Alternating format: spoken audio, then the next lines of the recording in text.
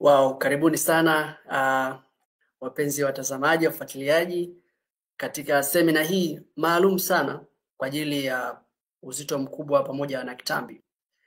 Wakati tukiendelea kujiunga pamoja na mimi, nigusie tu kidogo kwamba swala la uzito mkubwa pamoja na kitambi ni vitu ambavyo ni nyeti sana katika ulimwengu wetu tunaishi sasa hivi.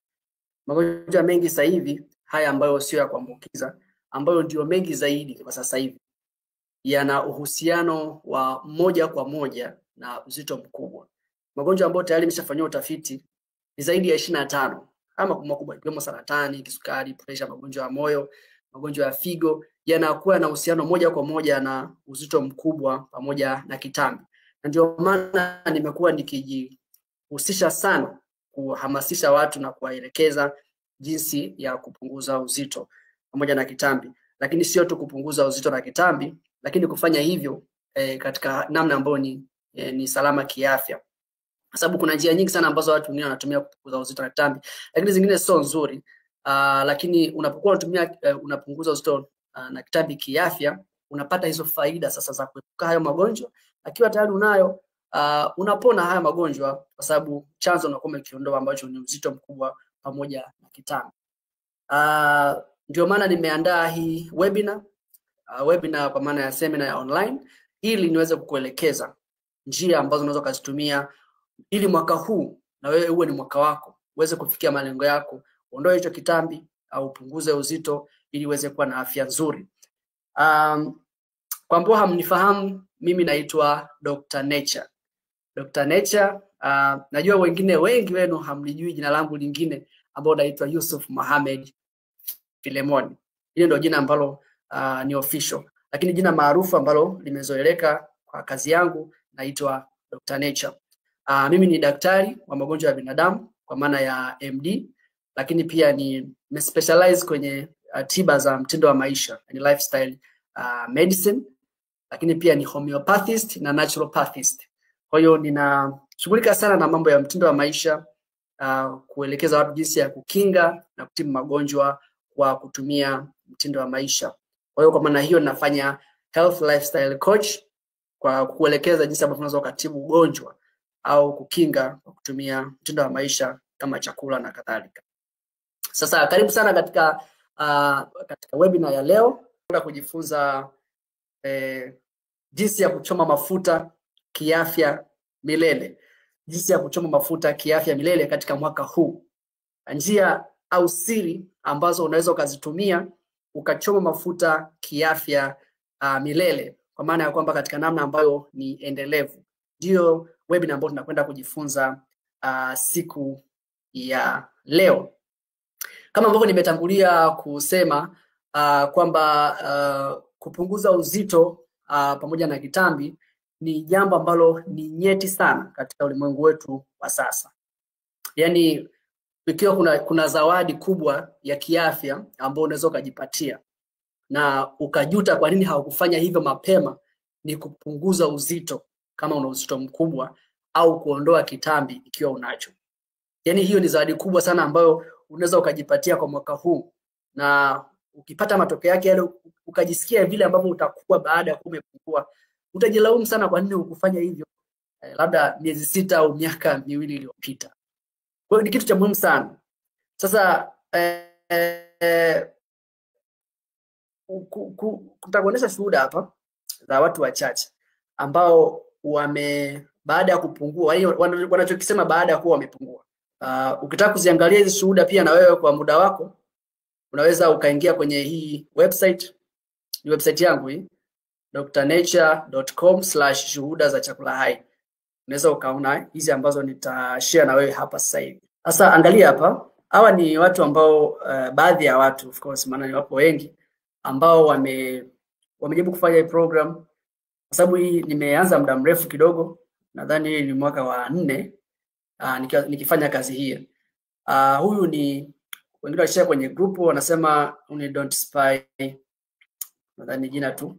Anasema jamani, na mimi nimekuja na ushuhuda wa kutumia matunda na chakula na kachumbari, nimepungua kutoka kilo 108 hadi 104 kwa wiki 2. Okay, kapungua kilo 4 kwa wiki 2. Huyu ni bwana bwana Gabriel, maarufu sana kwenye group letu. Ipo Arusha. Alikuwa na kitambi namna hii, lakini akafanya program kama ambavyo nimetakuelekeza pia na wewe, naye akafika akawa na muonekano kama hivi unavyomuona. Nzuri sana. Yaani ukifika kama hivi kutoka kwenye uzito kama huu, kutoka hapa kwenye hichi kitambi unachokiona, fika hapa kwenye huu uzito na muonekano huu, unajisikia vizuri sana. Na kuna mambo mengi sana ambayo unaweza hata usiyaseme, mengine ni ya ndani, utaona yanakuwa ni mazuri zaidi. Mengine huyu kashare pia kwenye grupu, Dr. I'm happy, Dr. I'm lighter than ever, thanks now from 76 to 69. Ukapungua kilo 7. Yani anafurahi. Unaweza ukahisi hizo hisia alizonazo kwenye andiko lake hapa. Huyu naye ni Mario Nancy, yupo pia kwenye live hapa, nimeona anatufuatilia. Anasema my weight at the moment, yeye alitoka kwenye 97 hapa mpaka 88. Kwa hiyo amepungua kilo ngapi hapa? Amepungua kilo 8. Amini kilo 9. Sorry, imekimbia. Mwingine huyo hapa naye anasema jaribu hivyo uone atakapoachieve your goal. Nilikuwa na kilo 90, sasa hivi na 75. Kwa hiyo amepungua kilo 15. Mwingine nani tena?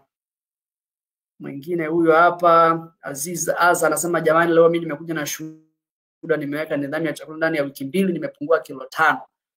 Umeona, yani shuhuda zipo nyingi sana. Shuhuda zipo nyingi sana za watu ambao wamefanya. Mwingine huyu hapa anasema I've lost 14 kilos kwa okay, tuendelee kidogo. Mwingine kapungua kutoka 85 hadi 83. Okay. Mwingine nani tena? Yaani zipo nyingi sana.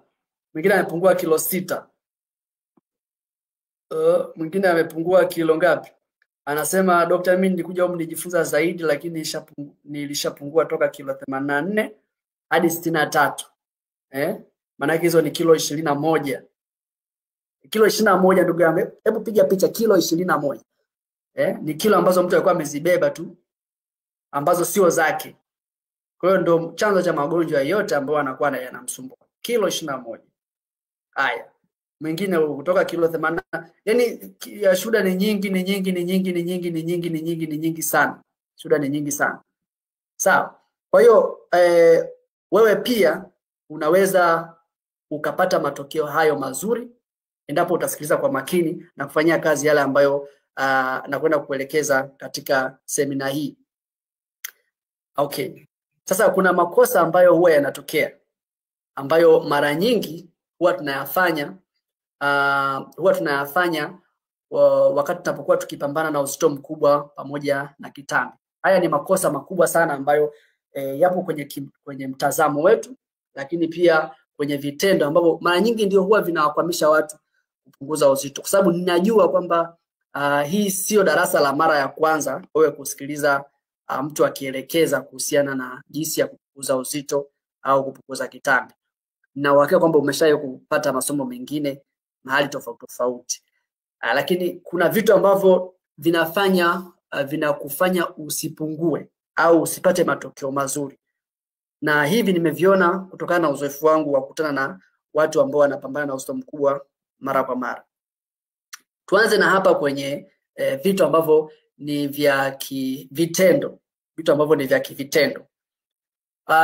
Kuna watu wengi sasa hivi wanatumia dawa za kuharisha. Wanatumia dawa za kuharisha kwa ajili ya kupunguza uzito. Dawa za kuharisha. Yaani akinywa ile dawa inamfanya kuongeza kichefuchefu na kumfanya anaharisha. Kwa hiyo wanapunguza yale maji pamoja na choo, na hivyo wanaamini kwamba wanapungua uzito kwa design hiyo. Sasa kuna kipindi wakati nikiwa hospitali ya Mawenzi, alikuja mama mmoja mwenye miaka kama 40 hivi. alikunywa hiyo dawa ya kuharisha ili aweze kupungua uzito. Aliharisha sana kiasi kwamba akajisikia kama vile anaanza kupoteza uwezo wa kujitawala, yani ile anaanza kuona kizunguzungu, hawezi kusimama. Mwisho wa siku akawa yani hajiwezi kabisa. Kwa hiyo akaleta hospitali akiwa mahututi. Kwa hiyo tukamanage pale kwa ajili ya kumresuscitate na kumrudishia madini na maji aliyopoteza, lakini alikuwa na hali mbaya sana kiasi kwamba asingepata msaada wa haraka huenda angepotea, yani huenda angefariki. Kwa hiyo utaratibu wa kunywa dawa za kuharisha ni hatari kiafya, haifai kabisa, ni hatari kiafya. Inaweza kukuletea matatizo makubwa, ukapoteza maji mengi, ukapoteza madini, ukapata kitu kinaitwa electrolyte imbalance. Kwa hiyo ukaanza kupata degedege au ukazimia au ukafa kabisa kwa sababu tunataka kupunguza uzito. Kwa hiyo sio idea nzuri. Na hata hivyo mafuta haya mafuta ya ziada ambayo tunapambana nayo hayapo kwenye utumbo. Yaani utumbo na sehemu mafuta yalipo ni vitu viwili tofauti. Mafuta yanakuwa kwenye seli za mafuta ambayo yanakuwa kwenye kuzunguka viungo chini ya ngozi. Mafuta hayakai kwenye utumbo.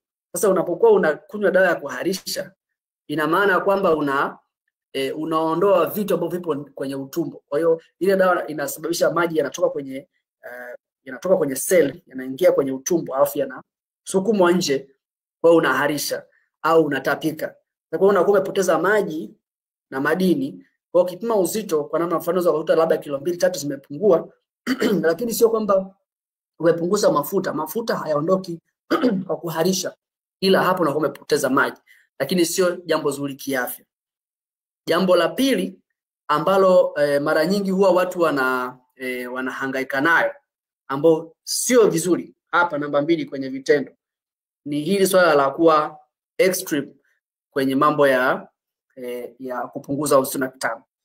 Yani mtu anafanya vitendo ambavyo ni extreme. Kwa mfano, mtu anashindia anakula matango. Yaani anambia mimi nataka nipungue, kwa hiyo nimeshauriwa nipunguze kula, nimeambiwa nile vitu vya kijani kijani. Kwa hiyo anakula matango asubuhi mpaka jioni, anakula matango.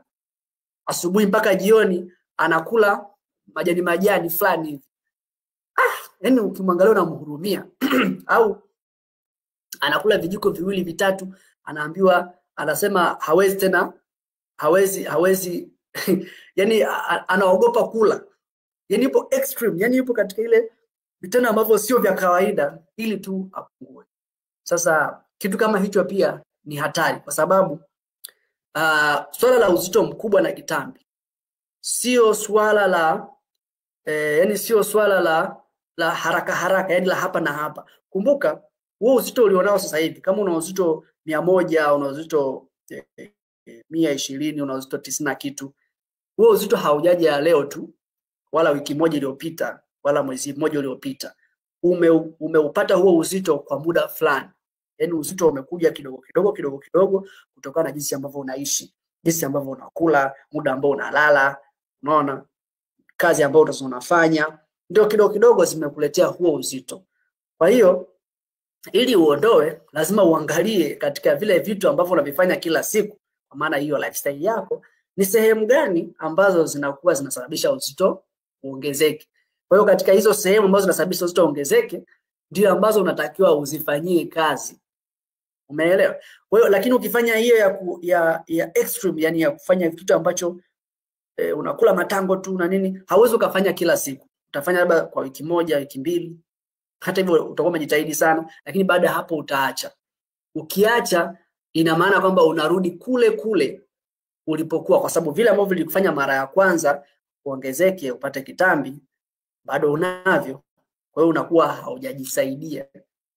Umeona? Kwa hiyo hizi tabia za kuwa na extreme hizi extremity zozote ambazo unazifanya zinakufanya usiweze kupungua kwa muda mrefu. Unaweza ukapungua kwa maana ukasinyaa, ngozi inakondeana, unaonekana kama vile unaumwa, lakini kumbe unapambana na uzito mkubwa. Sio idea nzuri.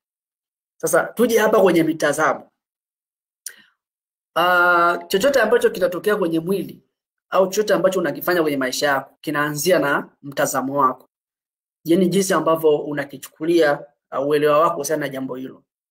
Kwa hiyo hata kwenye uzito mkubwa kuna mitazamo ambayo nimeona inawarudisha nyuma sana watu au kuwafanya wasifanikiwe kwenye swala zima la uzito mkubwa pamoja na kitambi.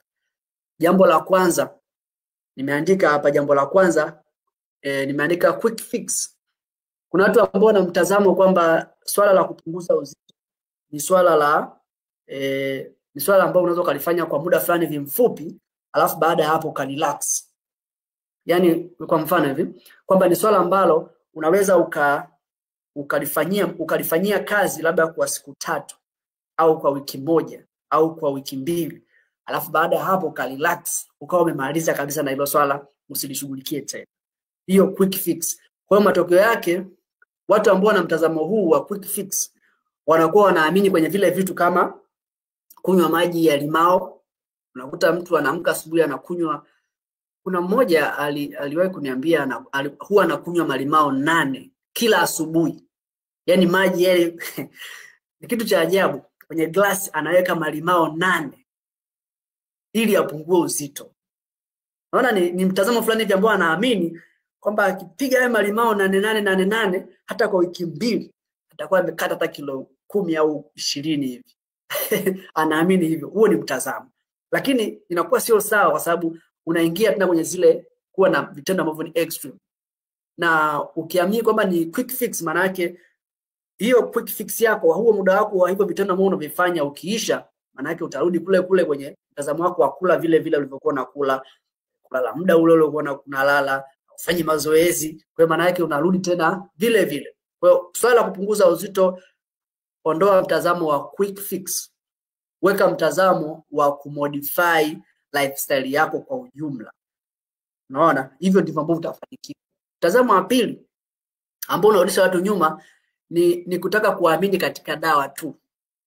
Yaani kuna mtu ukitaka kumuelekeza kuhusiana na lifestyle, yeye haamini mambo ya lifestyle. Anaamini anataka dawa. Ambia daktari nipe dawa. Na najua kuna wengine hapa mnaonisikiliza mnataka dawa. Najua kabisa mpo. Kama upo unaweza kunyosha mkono. Upo. Unataka dawa tu. Yaani hautaki kusikiliza vitu vingi. Hautaki kona nini, unataka dawa. Niambia daktari nipe dawa. Sasa okay. Sasa dawa kitu ambacho kimekuja kwa lifestyle unakiondoaje kwa dawa peke yake? Yaani kitu ambacho kinakuja kwa sababu ya vile unavyoishi, vile unavyokula, unakiondoaje kwa dawa peke yake? Ndio maana kuna magonjwa mengine utakubaliana na mimi, magonjwa kama kisukari, pressure, magonjwa haya ukienda hospitali unaambiwa hakuna dawa yake. Yaani hakuna tiba ile ya moja kwa moja. Kwa nini? Kwa sababu haya magonjwa ni magonjwa ya mtindo wa maisha. Yamekuja kwa jinsi ambavyo ulikuwa unakula, jinsi ambavyo unaishi. Sasa hakuna namna utauondoa huo ugonjwa ikiwa bado unaishi vile vile namna ambayo ileta huo ugonjwa. Sasa nielewa. Kwa ndio maana unapewa tukakidonga kushusha pressure au kushusha sukari, lakini kwa sababu lifestyle hujaibadilisha, ugonjwa hauwezi ukaondoka. Ndio hivi kwenye uzito mkubwa. Dawa ni sawa, inaweza ikawepo kwa ajili ya kuboost metabolism na nini ili uweze kufikia malengo, lakini sio njia pekee ambayo unaweza ukahitaji, hasa ukiwa na mtazamo huu wa kutaka dawa tu pekee yake bila kutaka kujifunza kitu kingine chochote. Kitu kingine ambacho inawarudisha watu nyuma na kuwafelisha ni swala la kujinyima chakula. Watu wanaamini kwamba ukijinyima chakula unapungua uzito. Sasa nikupe mfano rahisi ambao utanielewa. Chakula ni hitaji la msingi la mwili wa binadamu. Ni kama vile ambavyo ni hewa. Sema hewa. Hewa ni hitaji la msingi. Sasa ingetokea hapa kuna ugonjwa ambao una uhusiano labda na hewa na ukaambiwa ili uweze kupona huo ugonjwa inabidi ujitahidi usivute hewa nyingi. Hilo zoezi litakuwa utakubaliana nami kwamba unaweza kujitahidi kwa muda fulani ukabijabinya hewa lakini itakushinda. Ile asili unaposema lakini baadaye haweza kwa sababu hamu ya kula ni kitu cha asili, ina nguvu fulani ya asili ambayo unapambana nayo kwa muda mrefu. unaweza kujitahidi kwa wiki moja, kwa wiki mbili, kwa mwezi, lakini baadaye ile hali itakushinda. Kwa hiyo ikikushinda unarudi kule kule na uenda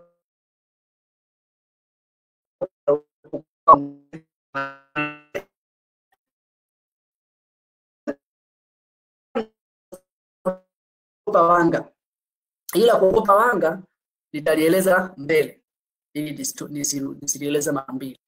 La tano, kuamini mazoezi zaidi. Kuna watu ambao hawafahamu vitu vingine isipokuwa mazoezi. Yaani anaamini chakula sio vibaya sana, yeye anaamini mazoezi zaidi. Kwa hiyo anashinda 3-5 yupo jimu ili apungue uzito. Nitakuonesha katika sehemu ya mbele sehemu ya mazoezi na namna vizuri ya kuyafanya, ufanye kwa muda gani ili uweze kupata matokeo mazuri. Mtazamo wa 6 ambao pia unawarudisha watu nyuma ni kuogopa kupoteza shape. Hii sasa ni ya wanawake, kuogopa kupoteza shape. Kwa wanawake muonekano ni wa muhimu zaidi nadhani kuliko sisi wanaume. Kwa sababu ya jinsi ya maumbile na mitazamo yao ilivyo.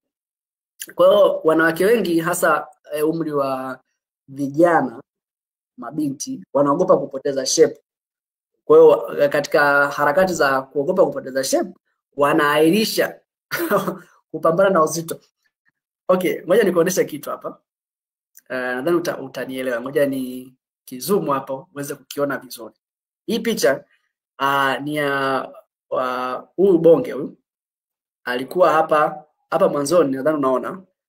Alikuwa ni mnene, akabadilisha lifestyle hapa chini inaonyesha vyakula alivyokuwa anaendelea kubadilisha mpaka baadaye akaja kuwa hapa. Hii picha ya mwanzo ambayo anaonekana ni Miss. Sasa huyu wa kwanza ni mnene, yani kila sehemu hizi curves za mwili kwa maana ya huku kwenye makalio ni mnene zaidi ukilinganisha na huyu wa huku mwanzoni ambaye amepungua. Yani shape yake ni kidogo kwa namna fulani, kwa size imepungua. Lakini utakubaliana na mimi kwamba muonekano wa huyu mnene wa kwanza sio mzuri ukilinganisha na huyu ambaye ni mwembamba ana shape nzuri. Nadhani utakuwa nakubaliana na mimi jambo hilo. Kwa hiyo mtazamo ambao unakuwa unasumbua hasa wadada. Dada miaka 10 na ngapi 20 na ngapi. Wanataka yani akiwa hapa mnene ana kilo zake 90, kilo 80, mnene kama huyu wa kwanza. Anataka akipungua huku nyuma kubaki vile vile japokuwa tumbo na mikono imepungua. Sasa inakuwa hiyo ni zoezi inakuwa ni zoezi gumu sana kwa sababu wakati unaongezeka au kuyachagulia mafuta yaingie sehemu gani, yani mafuta yajipange sehemu gani.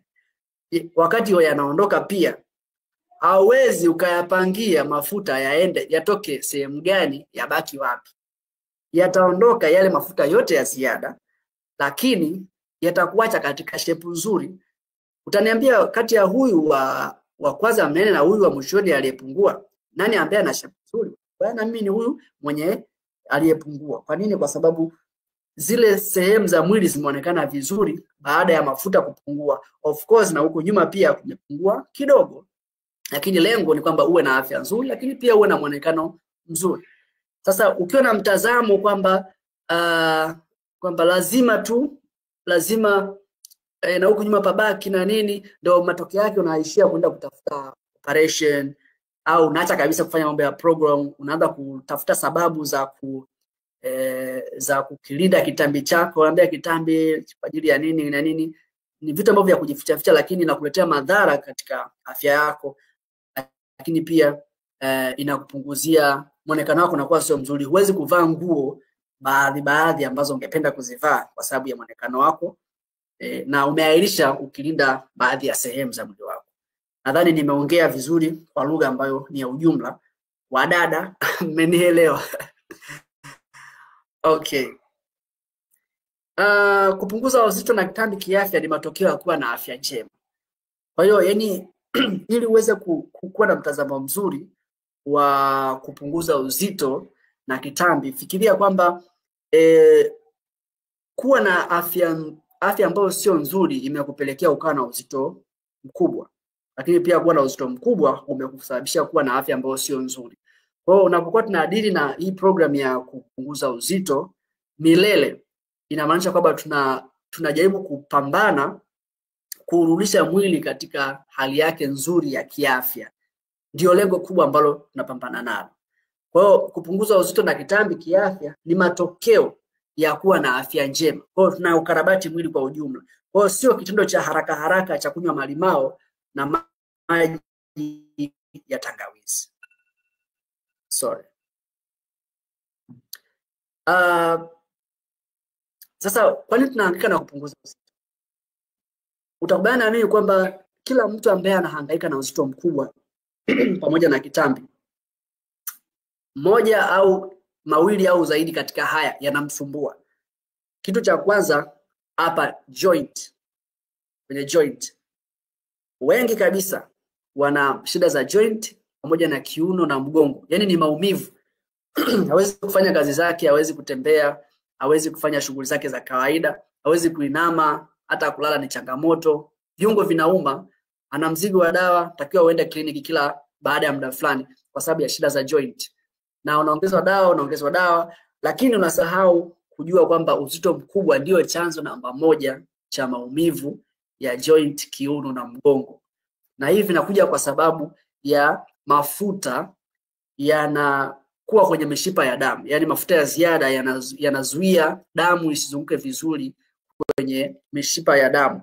Kwa hiyo mishipa midogo midogo ya damu ambayo inapeleka damu kwenye magoti, inapeleka damu kwenye pingili za mgongo, inakuwa haifikishi damu vizuri. Kwa hiyo zile sehemu, kwa sababu pia ni seli hai, zinaanza kuzoofika au zinaanza kudegenerate, na matokeo yake ni kusababisha inflammation moja na maumivu.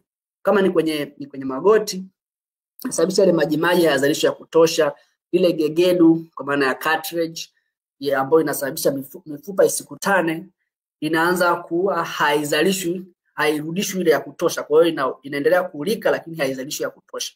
Kwa hiyo matokeo yake ni maumivu, magoti kuvimba, na matokeo yake unaweza ukapelekwa kufanyiwa operation ya kubadilishwa magoti au operation za mgongo kwa sababu ya shida hiyo, na haujui kwamba ni sababu ya uzito mkubwa na kitambi. Kwa hiyo ungepunguza tu, ungeepuka hizo gharama. Maana kufanyiwa operation ya kubadilishwa goti ni karibu milioni 7, magharama ya madawa na maumivu. Kwa kweli ni kitu ambacho ni njia ngumu ya kupita.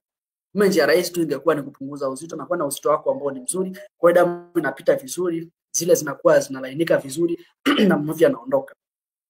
Magonjwa mengine ni kama kisukari ambayo ni maarufu sasa. Ukishakuwa na uzito mkubwa, kila mmoja anakuambia punguza uzito, epuka kisukari.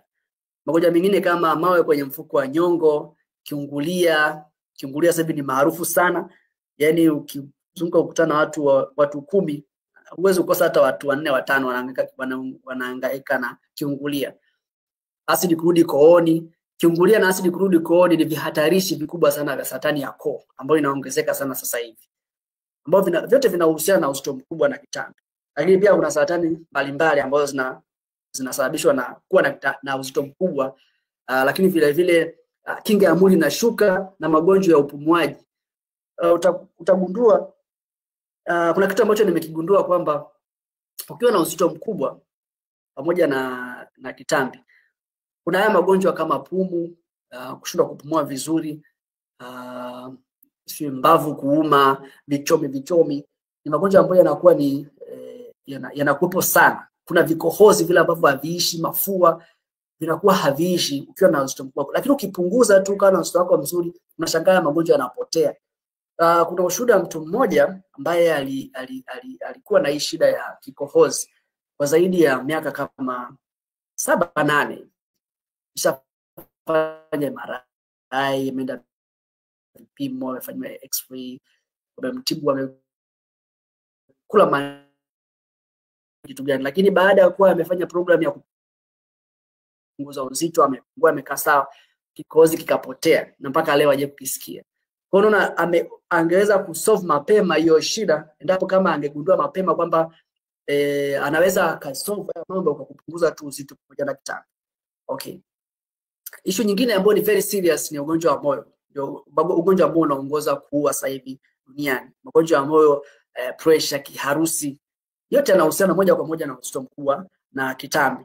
Lakini pia magonjwa mengine ya neva kama vile ubongo kusinyaa. Ukiona kadri uzito wako unavyoongezeka, unakuwa kibonge zaidi, ndivyo ambavyo ubongo wako unasinyaa, kama unapungua size.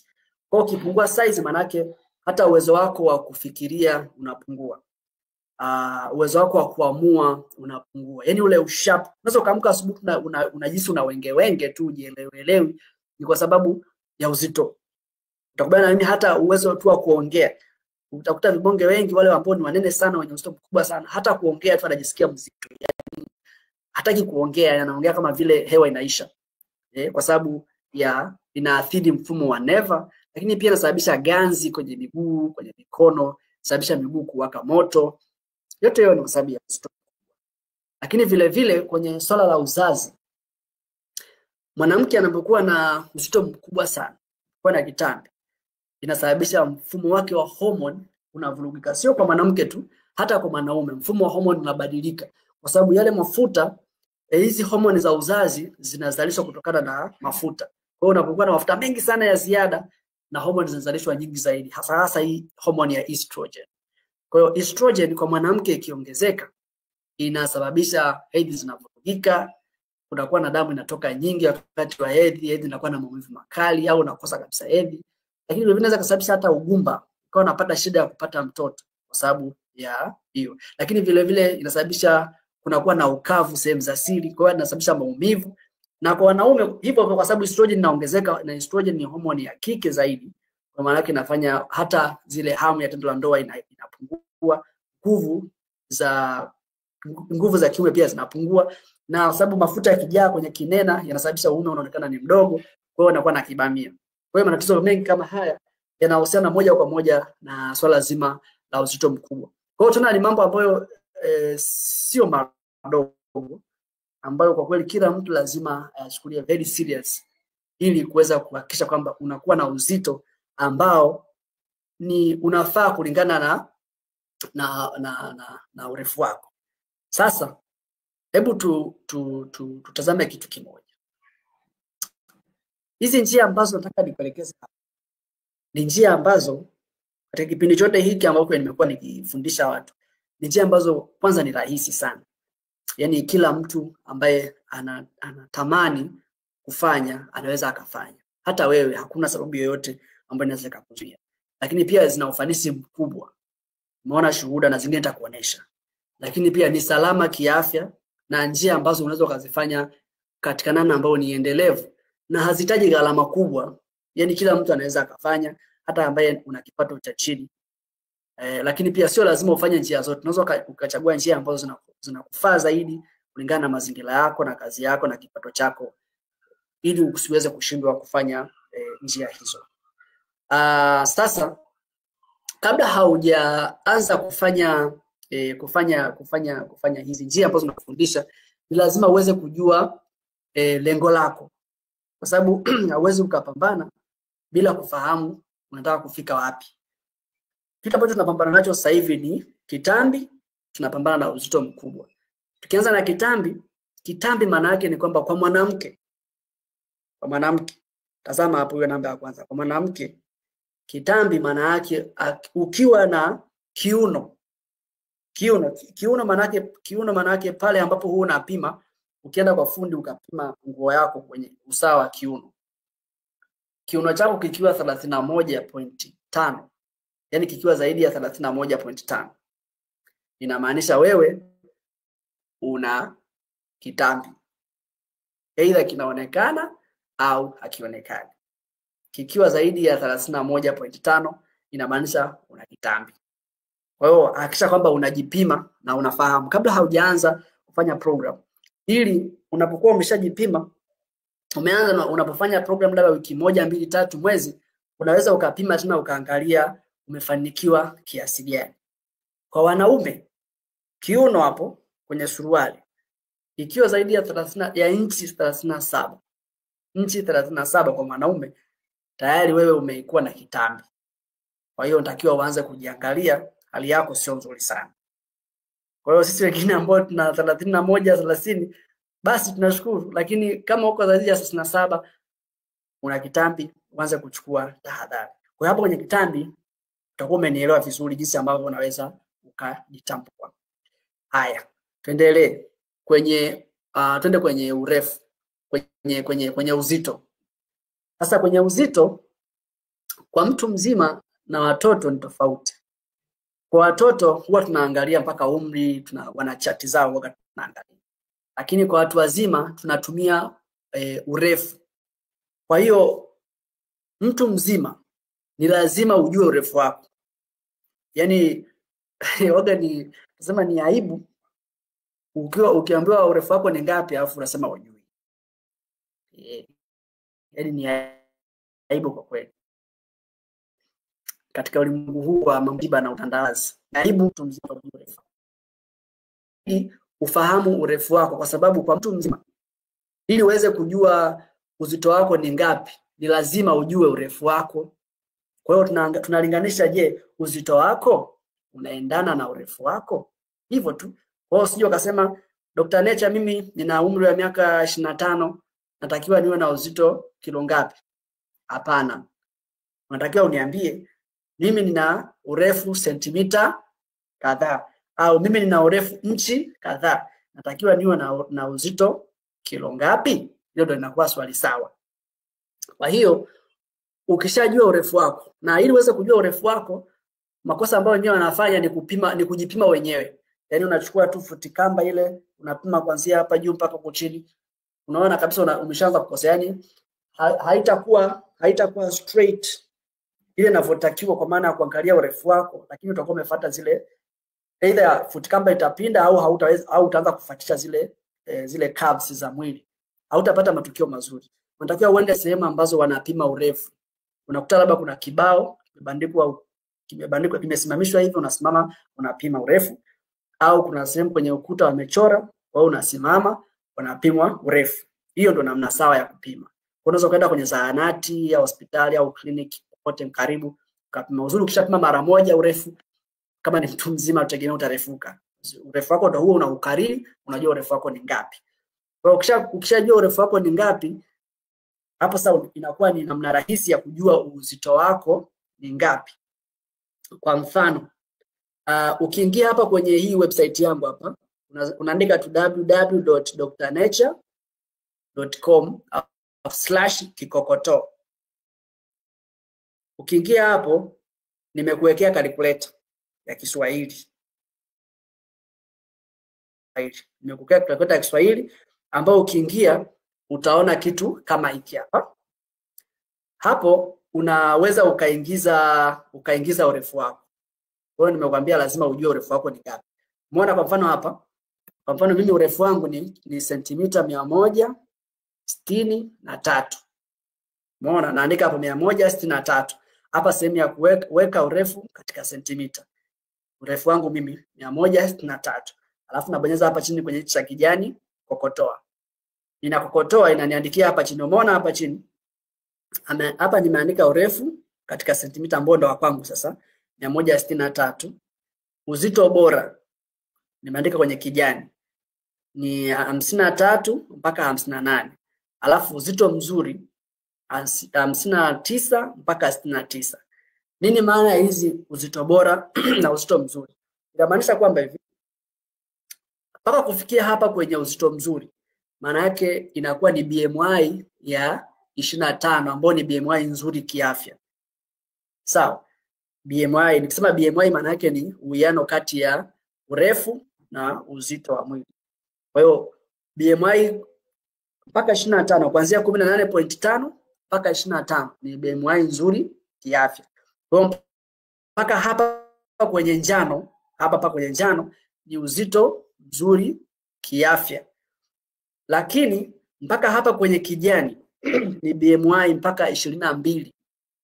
BMI kuanzia 18.5 mpaka 22.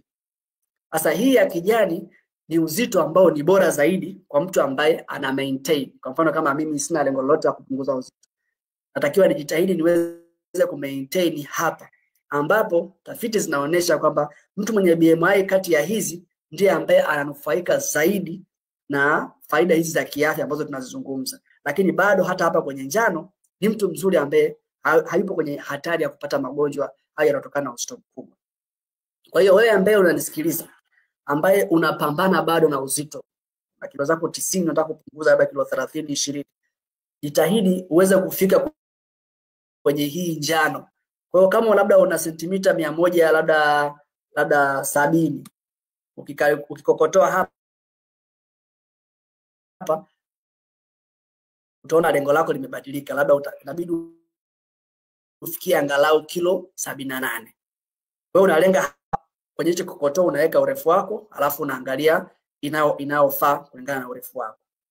Kama umepima urefu wako katika inchi au futi, unakuta zile namba zile ndogo ndogo, unakuja hapa, chagua kitengo cha urefu. Badala ya kuweka sentimita unabonyeza hapo, unachagua hapa futi au inchi. Kwa hiyo unaandika labda una futi 5, hapa weka urefu katika inchi labda futi 5 labda na inchi 6. Alafu unakokotoa. Ukikokotoa itakuletea sasa na wewe majibu yako hapo chini. Nisogeze hapa pembeni. Inakuletea na wewe majibu yako hapa chini. Kwa hiyo unatakiwa uwe na uzito wako usizidi 78. Kwa hiyo maana katika hatua hii ya kufikia malengo yako unajitahidi usizidi hapa kwenye 78. Kati ya 65 mpaka 78 inakuwa ni nzuri kabisa. Ukishakuwa umefikia malengo yako haya, basi lengo lako la pili linakuwa ni kwenye ku maintain. Kwa kwenye ku maintain, najitahidi ku maintain kwenye kilo 58 mpaka 64. Hapo inakuwa uko vizuri na maisha yako yanakuwa bomba. Hapo nadhani mnakuwa umenielewa vizuri. Kwa hiyo maana yake hapa kwenye hichi kitabu nilikuwa nimeweka zile kama mfano. Kwa hapa nimeandika zile za chini kabisa, lakini namna nzuri zaidi unaweza ukaenda hapa kwenye hii link. Nadhani rahisi kuiandika Dr. Nature. Hii Dr. ni ya Kiswahili, Dr. alafu nature.com/kikokoto. Utaiona hiyo jinsi ambavyo unaweza kufuatisha. Sawa. Na mimi bado tuko pamoja. Kama una swali unaweza ukauliza hapo kwenye chat, alafu nitajibu baadaye. Okay. Sasa tuanze na issue ambayo ni maarufu sana, ambayo wengi ndio ambayo huwa wanaikimbilia. Kishakuwa na uzito mkubwa na kitambi, wengi huwa wanakimbilia kwenye kufanya mazoezi. Na hapa kuna makosa ambayo yanafanyika, ndio maana wengi wanakuwa hawafanikiwi. Okay. Fahamu kabisa kwamba mazoezi, yani physical activity, haziwezi kushindana na vitu vingine ambavyo vinafanya uzito uweze kutokea. Yani ili uweze kuwa mzito. Unajua mpaka unakuwa mzito sio kwa sababu haujafanya mazoezi, ila ni kwa sababu kuna kitu umekula. Yani sio hewa, sio mazoezi, sio nini, kwa sababu kuna kitu umekula. Kwa hiyo mazoezi yako pale ni muhimu sana, lakini yana nafasi kidogo. Yani wastani kama 10% hadi 15. Yani kwa hiyo ukitaka kupunguza uzito, ukitaka kutumia njia ngumu ya kupunguza uzito ni kufanya mazoezi. Haimaanishi kwamba usifanye mazoezi, lakini tambua ni sehemu yake katika safari yako ya kupunguza uzito. Ni 10% mpaka 15. Kwa hiyo kama una vitu 100, mazoezi ni kama vitu 15. Kwa hiyo 85% zingine ni za mambo mengine. Sasa kitu kingine ambacho unaweza kukosea ni muda sahihi wa kufanya mazoezi. Tafiti zinaonyesha kwamba muda sahihi au muda ambao ni bora zaidi wa kufanya mazoezi kwa ajili ya kupunguza uzito. Kumbuka ni nakili vizuri hapo. Kila mazoezi yanakuwa na malengo tofauti tofauti.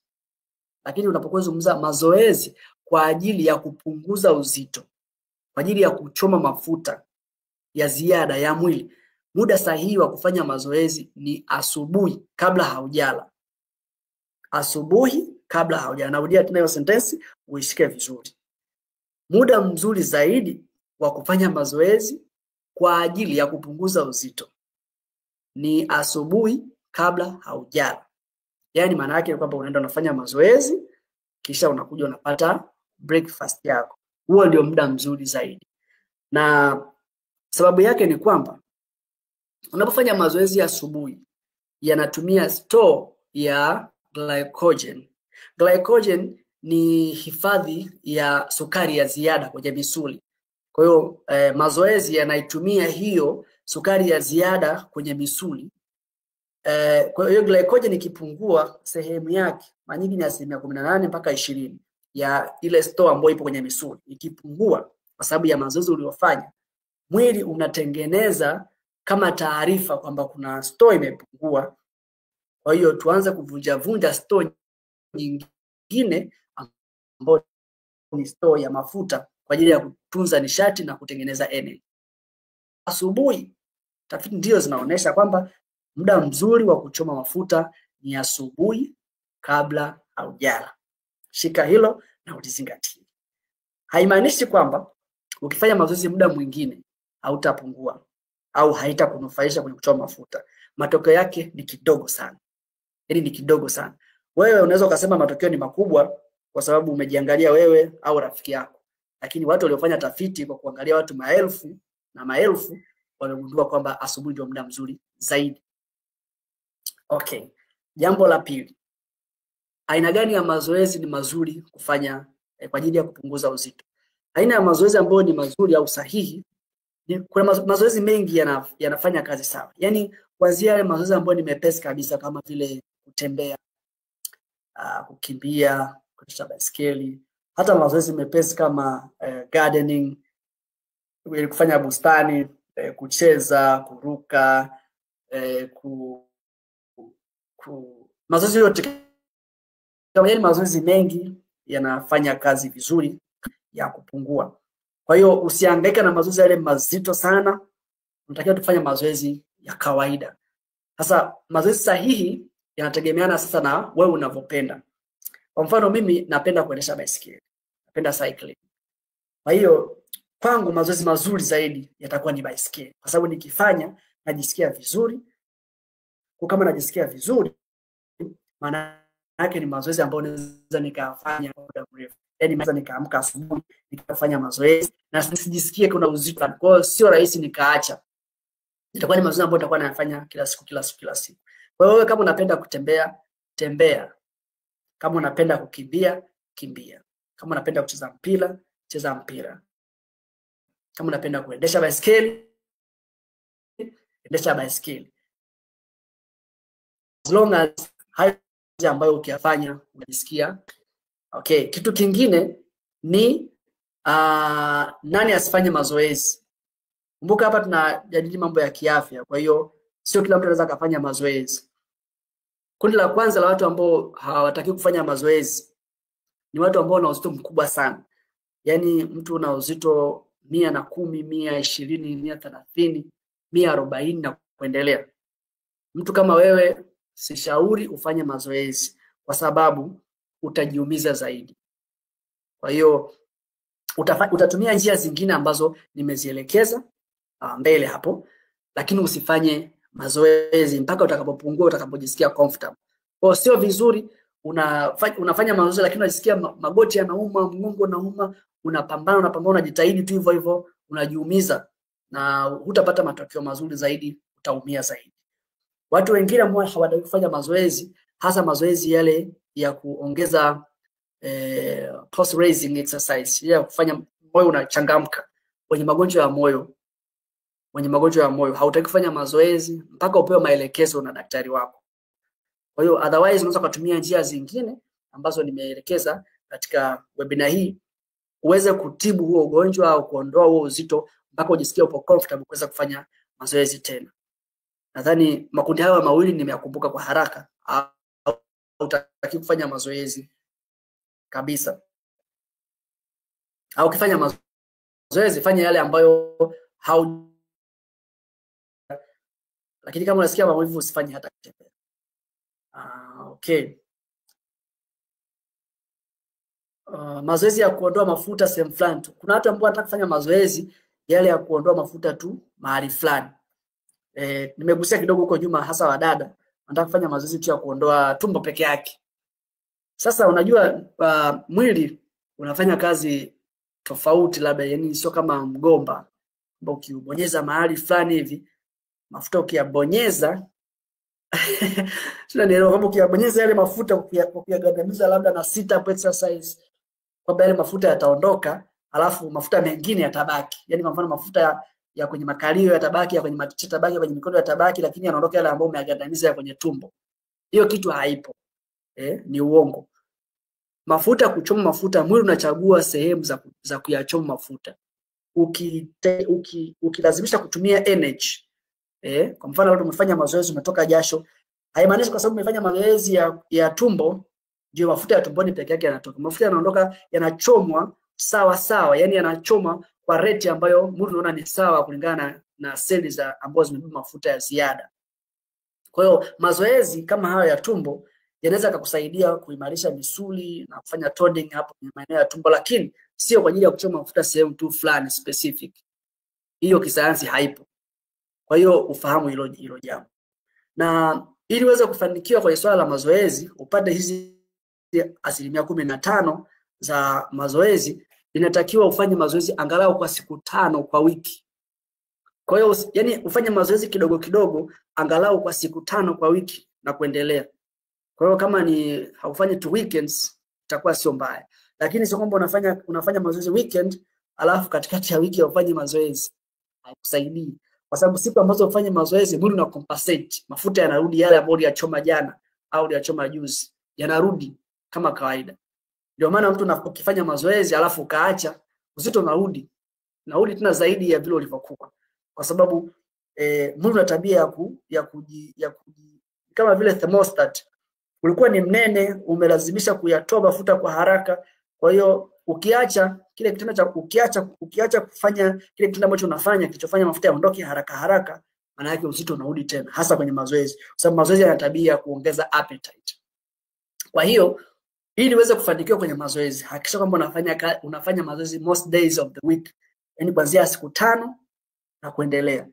Ukifanya siku zote sawa. Ukifanya siku 5, 6, 7 ndio vizuri, unaweza kufanikiwa ukapata hizi 15% za mazoezi. Okay. Kama sijaenda kwenye section inayofuata, wewe niangalia kidogo comment zenu. Hapa Mr. Robert anasema tangu nianze kutumia hizi chopa kwa muda wa mwezi sasa zimepungua kilo 5. Hongera sana. Ni jana tu nimepima nikakuta nina kilo 81 kutoka 86. Mpaka wenzangu wananiuliza nimetumia nini wao. Hongera sana Mr. Robert. Beatrice Nyelenda anasema asante. Okay, karibu sana. Angalia ambazo zina maswali au zina maelezo. Okay, asante sana. Nashukuru wote kwa kuendelea kufuatilia kutoka Zanzibar, kutoka Saudi Arabia, kutoka Kenya, kutoka Machakos, Lilio, karibu sana. Kutoka Nathan kutoka Dar es Salaam, kutoka Congo, Dikat, karibu sana. Rachel kutoka Kenya. Okay. Kutoka Zanzibar, kutoka Kariakoo, karibu sana Aza.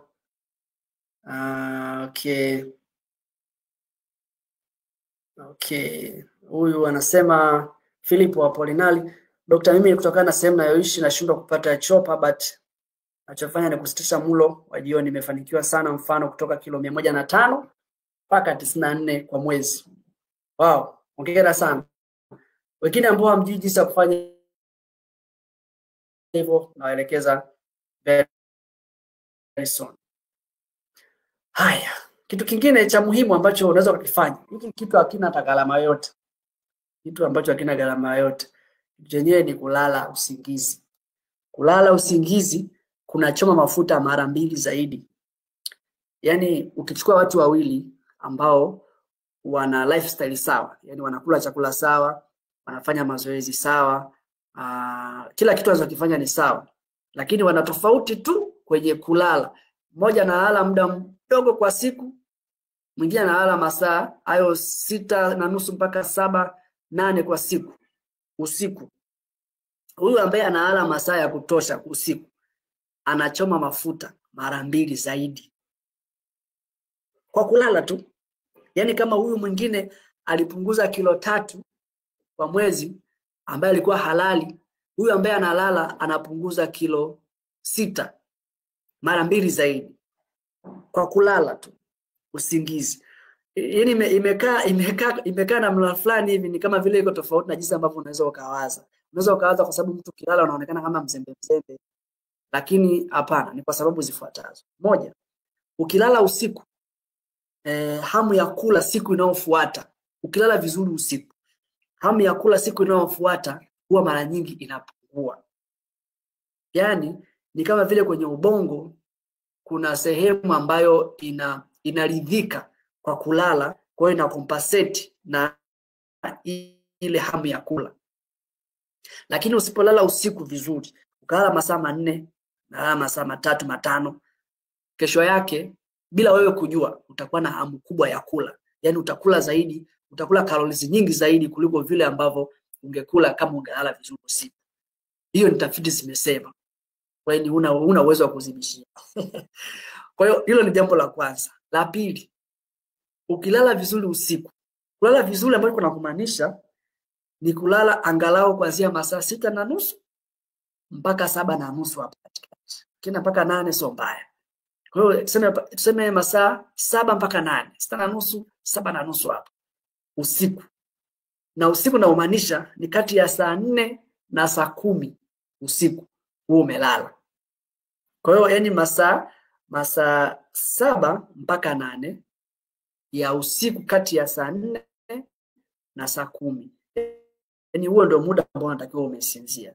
Sasa muda huo kulingana na circadian, yani ile mzunguko wa asili wa binadamu, muda huo wa saa 4 na saa 10 ni muda ambao hormones, yani vile vichocheo vya mwili vinawekwa katika usawa, katika msawazo. Kwa hiyo endapo kama haujalala, hicho kitendo kinakupita. Kwa hiyo ukumbuke swala la uzito mkubwa na kitambi ni swala la hormone zaidi. Yani hormone ndo zinatawala pale. Ndo zinaamua uwe na hamu ya kula au usiwe na hamu ya kula. Zinaamua mafuta ya chomwe au yasichomwe.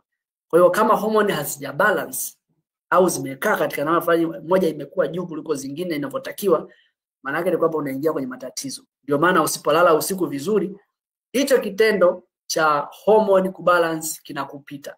Kwa hiyo unashindwa kuchoma mafuta. Kwa hiyo moja wapo ya hormone ambayo ina balance usiku ni hizo hormone kama insulin, kama estrogen, ambazo zinahusika kwenye mchakato mzima wa mafuta. Kitu kingine, usipolala vizuri usiku inaongeza hamu ya kula junks.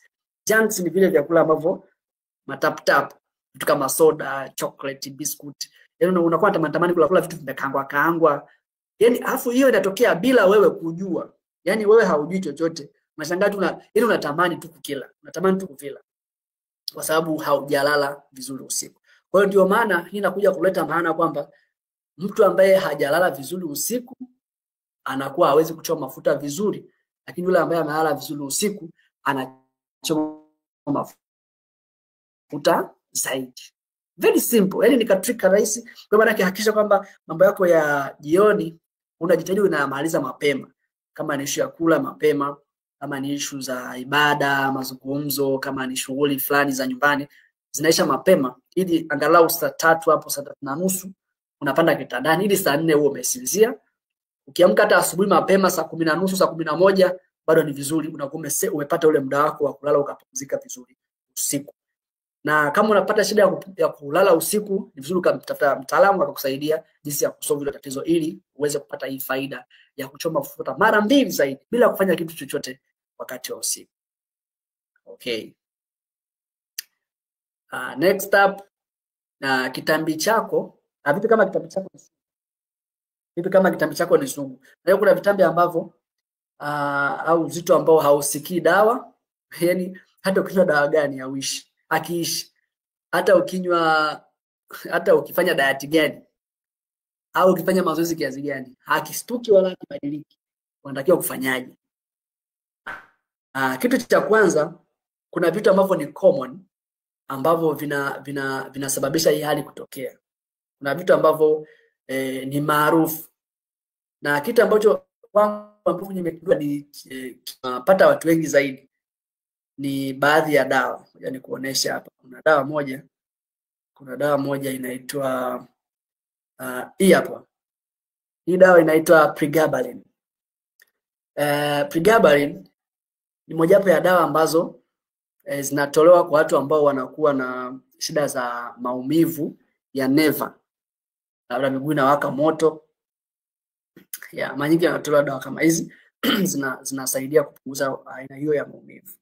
Sasa kwa sababu watu wenye uzito mkubwa sana wanakuwa na hizi shida za maumivu na nini, huwa wanapewa hizi dawa.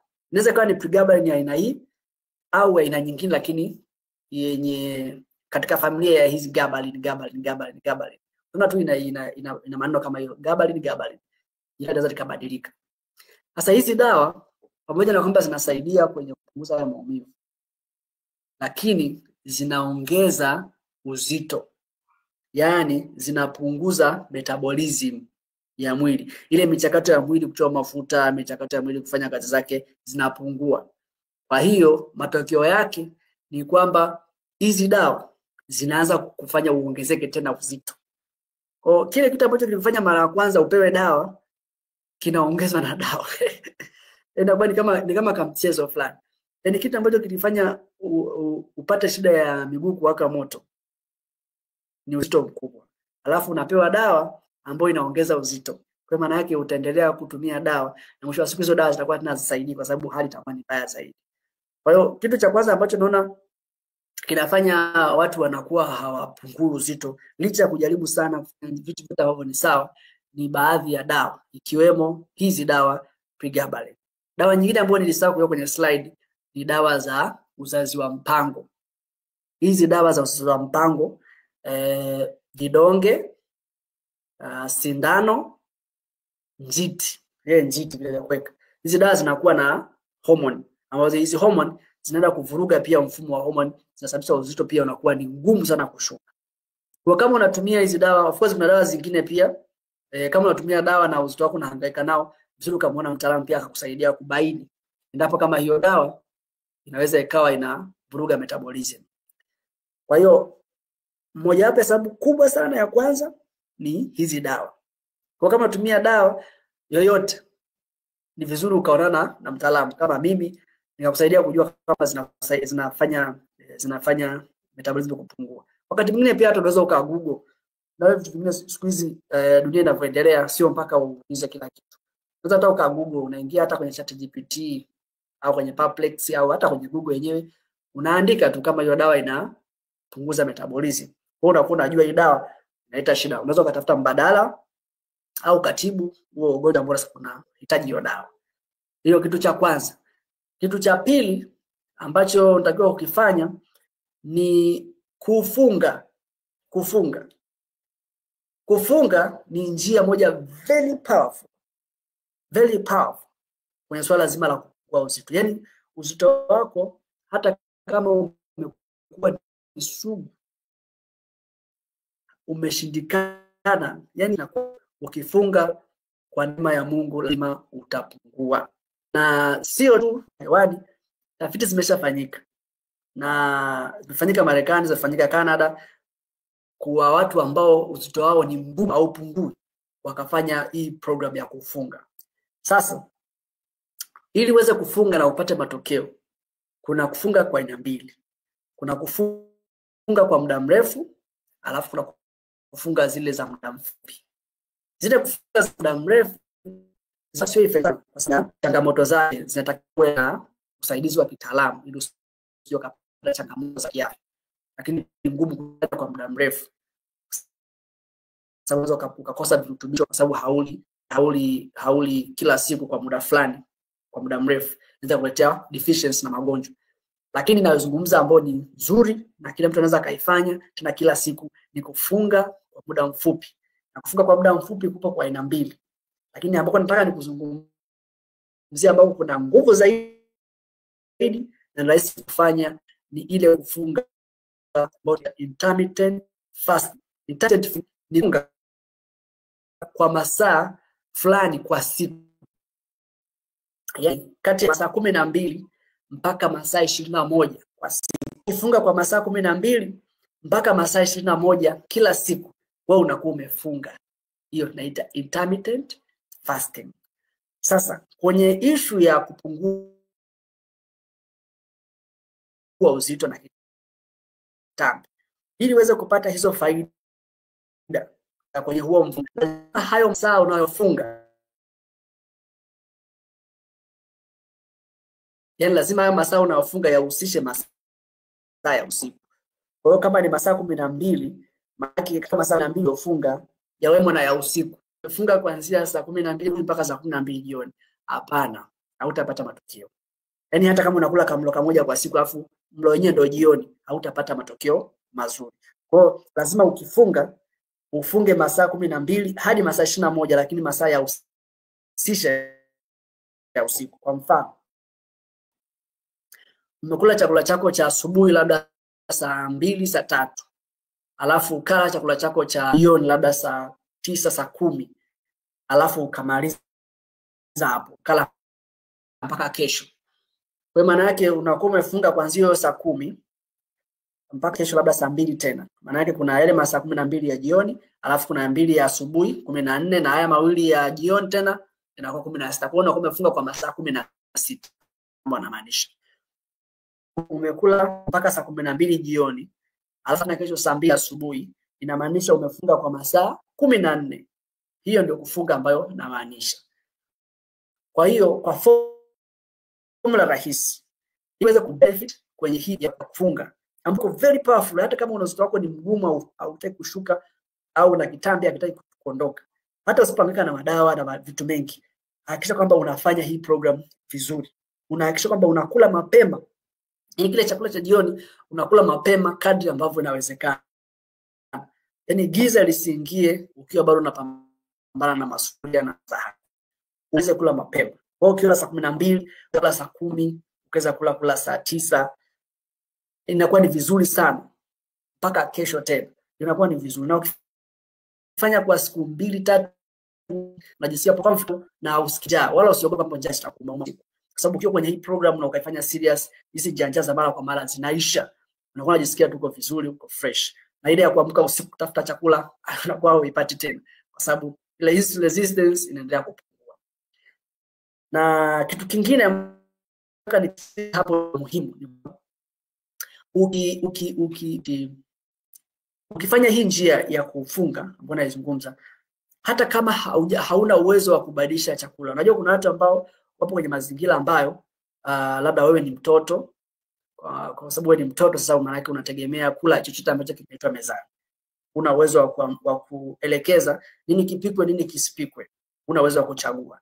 Au unaishi kwenye maeneo ambayo ni ya kijamii. Kwa mfano wewe ni sister kwenye community fulani, au wewe ni mwanafunzi unaishi kwenye fulani vile na vitu kama ambavyo mnapikia, au upo kazini mission fulani vimbali na nyumbani, au uwezo wa kuchagua aina ambayo huna pesa ya kununua vyakula vingine extra.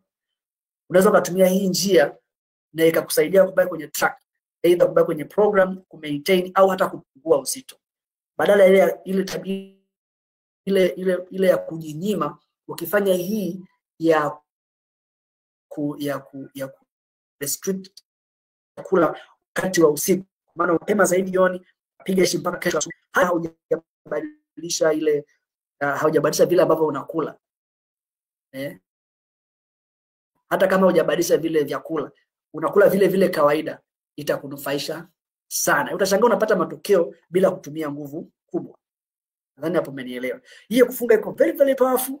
Yaani hata kama unafanya, usije ukasema labda ninakula si matunda, utakuwa umeharibu ile fast. Kisha kwamba inakuwa ni cup, lakini sio kunywa kunywa muda wote. Maji haya fast. Lakini usile chochote, sio matunda, isiwe juice, isiwe nini, yani usile hiyo muda ambao umefunga. Na ukizoea hivyo, ukazoesha hivyo na familia yako, ni kufanya kwako ni kazuri sana. Mungu hajatumba tule usiku, tuamke usiku tule au tule usiku sana, giza likishashuka, sio muda wa kula kwa kawaida. Wewe utakinga na mambo mengi, wewe pamoja na familia yako. Okay. Sasa tuje kwenye issue ya chakula. Ndio unaenda kasi ni issue ya chakula. Sasa kwenye chakula ndio sehemu ambayo inabeba sehemu kubwa zaidi. Kumbuka nimesema uzito wako haujaja tu kutoka mahali pasipojulikana. Umekuja kutokana na kile ambacho huwa unakula. Yaani lazima kimetoka kwenye chakula. Sasa ili uweze kupungua vizuri, ni lazima uanze kubadilisha sasa jinsi ambavyo unakula, machaguo ya vyakula vyako, na jinsi unavyoandaa, namna unavyokula. Kwa hiyo kupungua sio lazima uache wanga. Yaani sio lazima uache kula wanga. Wanga hauna shida, wewe ndio una shida. Wala sio lazima uache kushinda njaa. Uanze kujinyima unakula vijiko viwili vitatu. Hapana. Unatakiwa ujifunze kula chakula sahihi, ule kwa namna sahihi na kwa muda ambao ni sahihi. Shikilia vizuri hizo point. Yaani kama unasema unaandika. Yaani hutakiwi kujinyima, kujibana. Lakini unatakiwa ujue chakula gani ni sahihi na hicho chakula ule ukile namna gani, kama na mpangilio na nini. Alafu ukile kwa wakati gani ndio unapata matokeo mazuri. Kwa sababu kwenye ulimwengu wa chakula ukizungumzia mambo ya calories na nini, calories sio kila calorie ni calorie. Calories zinatofautiana kulingana na aina ya chakula ulichokula. Ndio hapo nazungumzia kwenye chakula sahihi. Alafu umekila namna gani? Yaani umekipangia namna gani, umekitafuna vizuri, hujakitafuna vizuri, ndio hapo kwenye namna sahihi ya kula. Alafu umekila iko chakula saa ngapi, muda sahihi wa kula, ndio ambao tunazungumzia. Kwa hiyo ukishajua hivi, manake sifa ya lishe ambayo itakuwa inakufaa kwenye hii program sasa ni lishe ambayo itakuwa inakusaidia kuweza kufikia kwenye lengo lako la kiafya. Kwa maana sasa wewe unataka kupunguza uzito na kitambi. Alafu ni lishe ambayo itakiwa iwe salama kiafya kulingana na sayansi. Alafu lishe ambayo itakuwa inaendana na bajeti na muda wa kuandaa. Unaweza kukuta kuna lishe zingine sawa zinaonekana ni nzuri, lakini kisha kuja swala la mifuko, yaani unanunua vitu vya bei ghali kila siku kiasi kwamba hautaweza kwenda mbali. Itafika tu mahali utaacha, kwa sababu vitu vikishakuwa vya gharama, ukifanya wiki moja unaona, ukipiga hesabu unaona umeshatumia 400,000 tayari unaanza kuacha au unaanza kutafuta njia mbadala. Sasa lishe nzuri ni ile ambayo inatakiwa iwe ya gharama ya kawaida, lakini ambayo inakusaidia kufikia malengo yako na ni salama kiafya. Na hiyo ndio ambayo nataka nikuelekeza. Okay. Sasa tuanze hapa asubuhi. Tuanze asubuhi. Asubuhi ni muda mzuri sana ambao una breakfast. Yaani unavunja ule mfungo wako ambao uliufanya usiku. Yaani ukiacha mambo yote, yaani hata kama mambo yote utaamua kuyapuuza ambayo nimekuelekeza kwenye hii webinar, usiache swala la kufunga. Yaani funga liweke maanani na lipigie mstari. Kwa hiyo umefunga usiku mzima, asubuhi ni muda wa kubreakfast. Unavunja ule mfungo, au tuseme unafungua.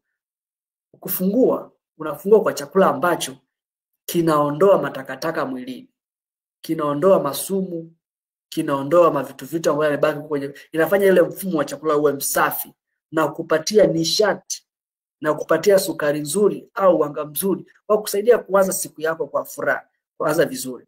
Kwa hiyo ndio maana nasema asubuhi ni muda mzuri wa kuanza na matunda.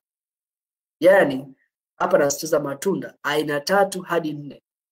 Kula ushibe. Kwenye hii program ya permanent weight loss ni marufuku kujinyima chakula. Ni marufuku kujinyima chakula. Yaani unakula unajibana au ushibi, hapana. Wala usishindie matunda na mboga, hapana. Kula kama kwa maelekezo ambayo nakuelekeza. Kwa sababu kila ukishiba unapata virutubisho kuwa na pia unafanya kwa namna ile. Kwa hiyo asakini unakula unashiba nini? Matunda. Chagua aina 3 hadi 4. Katakata pamoja kama hivyo ambavyo nimekuonyesha kwenye picha. kula ushibe asubuhi. Ni matunda gani ambayo unatakiwa kuyaweka? Matunda aina yoyote ambayo unaweza ukayapata, ambayo yapo ndani ya uwezo wako, ambayo yapo ndani ya msimu. Nadhani matunda ambayo yanakuwa ndani ya msimu yanakuwa ni matunda ambayo yana bei ndogo zaidi. Kama ni msimu wa maembe, nunua maembe. Kama ni msimu wa maparachichi, nunua maparachichi. Kama ni msimu wa matikiti maji, nunua matikiti maji. Chagua hata matunda aina 3, aina 4, katakata, weka pamoja, tengeneza kama hiyo fruit salad kama ambavyo unaiona kwenye picha. Tengeneza ya kutosha, kula ule. Kitaalamu kuna calculation zake. Umeme umekatika. Lakini okay, na mimi nimeniona hivi kwa mwanga wa kompyuta. Kitaalamu kuna calculation zake. Kwa maana ya kwamba kulingana na uzito wako. Lakini naamini wengi nyumbani hamna mizani ya jikoni. Wewe katakata matunda ambayo yanakutosha kula asubuhi. Usiogope matunda matamu, hata kama una pressure, hata kama una sukari. Hayo ndio ambayo huwa ninayatumia kuwatibu wagonjwa hao. Kwa hiyo usiogope, sukari haitapanda wala pressure haitapanda. Kula matunda ya kutosha asubuhi. Hasa kuna maswali ambayo mara nyingi huwa yanaulizwa kwamba matunda yana sukari nyingi. Sasa tunafanyaje? Hili swali nitalijibu hapo mbele. Uendelea kubaki na mimi. La pili ni kwamba kuchanganya matunda kuna vuruga mmeng'enyo. Kwamba kuna watu wanasema asante wewe umerudi. Kuna watu wanasema kwamba matunda kwamba una mambo usichanganye matunda yanaharibu mmeng'enyo au usichanganye vyakula. Lakini hii ni nadharia ambayo haina uthibitisho sana kwenye sayansi. Nadharia ambayo haina uthibitisho. Yaani haipo clear. Unajua ukitaka kujua haipo clear, nikupe mfano kidogo. Kwa mfano, ukitaka kula ugali ukitaka kula ugali na mboga. Ugali na hivyo mboga ulizokula, labda kwa mfano maharage, choroko na nini, vina muda tofauti wa kumeng'enywa. Kwa hiyo je, ule ugali peke yake tu, alafu baadaye ndo utakula mboga kwa sababu inatofautiana muda wa kumeng'enya? Utakuta ni uongo.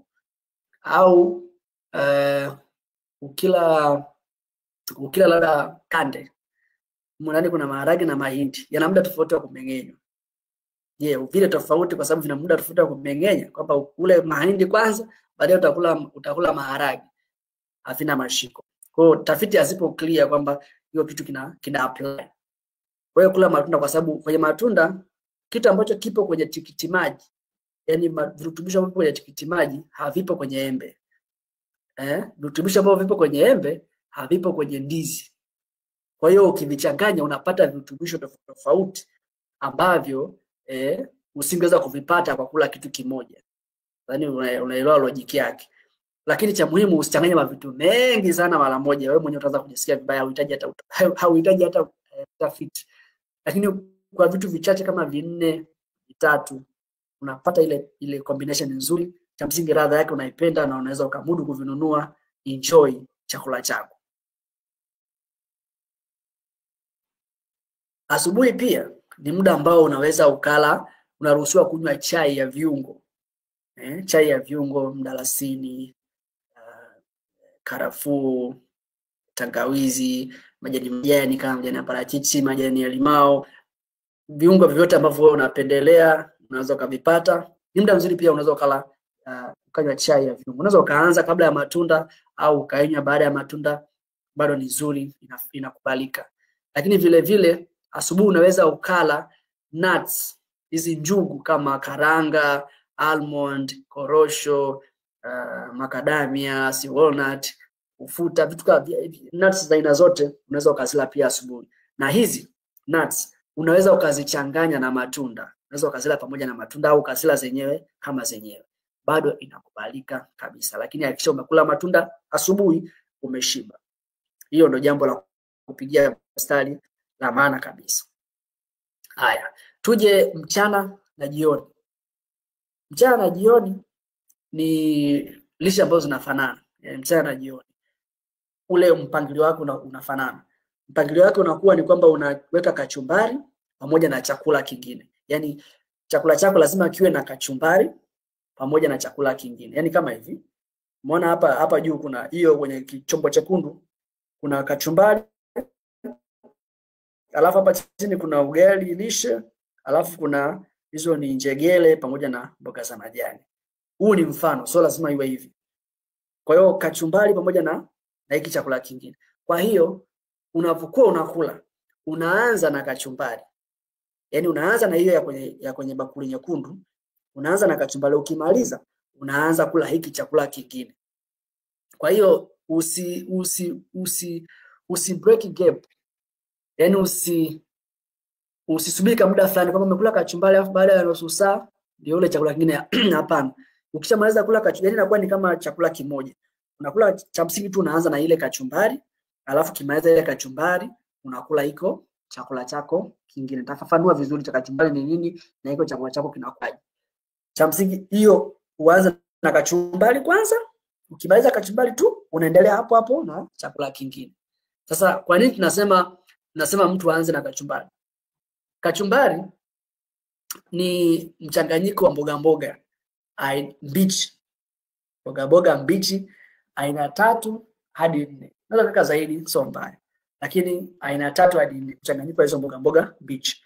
Kwa mfano unaweza ukaweka hizi ni mfano ambazo unaweza kaliwa zikiwa mbichi. Nyanya, kitunguu maji, karoti, tango, kabeji, pilipili hoho, beetroot, nazi, parachichi, embe bichi. Hivi ni vitu ambavyo unaweza ukaviweka kwenye kachumbari. Sio lazima sasa uweke vyote. Na mtu amekuta ameweka vitu karibia 8 kwenye kachumbari moja. Hapana. Yaani vitu angalau 3 hadi 4 vinatosha kabisa. Unaweza ukachagua labda ukaweka nyanya, kitunguu, karoti na tango basi. Au ukaweka nyanya, karoti, pilipili hoho, labda na parachichi basi. Umepata picha sasa? Au nyanya, karoti, kabeji, labda na parachichi. Hivyo tu yani basi inatosha. Alafu unaweza kuweka vikolezo. Vikolezo ni vitu ambavyo vinaongeza ladha na utamu. Kwa mfano unaweza ukaweka limao au ndimu kakamulia, au unaweza kutumia vinegar. Yote vinakubalika. Vile vile nimesahau kuongeza hapo, unaweza kuweka pilipili kali. Inafaa pia kunogesha. Ni nzuri kiafya, wala usiogope. Kwa hiyo kwa wale ambao wanakuwa na shida labda ya vidonda vya tumbo, unaweza ukaviondoa vitu ambavyo vinaumiza tumbo mara nyingi ni nyanya. Unaweza ukaepuka nyanya kwa wiki 3 mpaka mwezi. Baada hapo kwa neema ya Mungu na kumshaanza kupona, unaweza kuanza kurudisha kidogo kidogo. Kwa hiyo viungo vyote unaweza ukaviweka, au vile ambavyo vinakusumbua na vifahamu unaweza ukavidhibiti. Lakini hakikisha unakula pia kachumbari. Kachumbari pia inasaidia vizuri kwenye kutibu hata hivyo vidonda vya tumbo. Kwa usiziache moja kwa moja. Wala kachumbari haisababishi vidonda vya tumbo wala typhoid. Vidonda vya tumbo vyanzo vyake vinafahamika, viko wazi. Na typhoid chanzo chake ni au bakteria ambao wanakuja kwa sababu ya uchafu.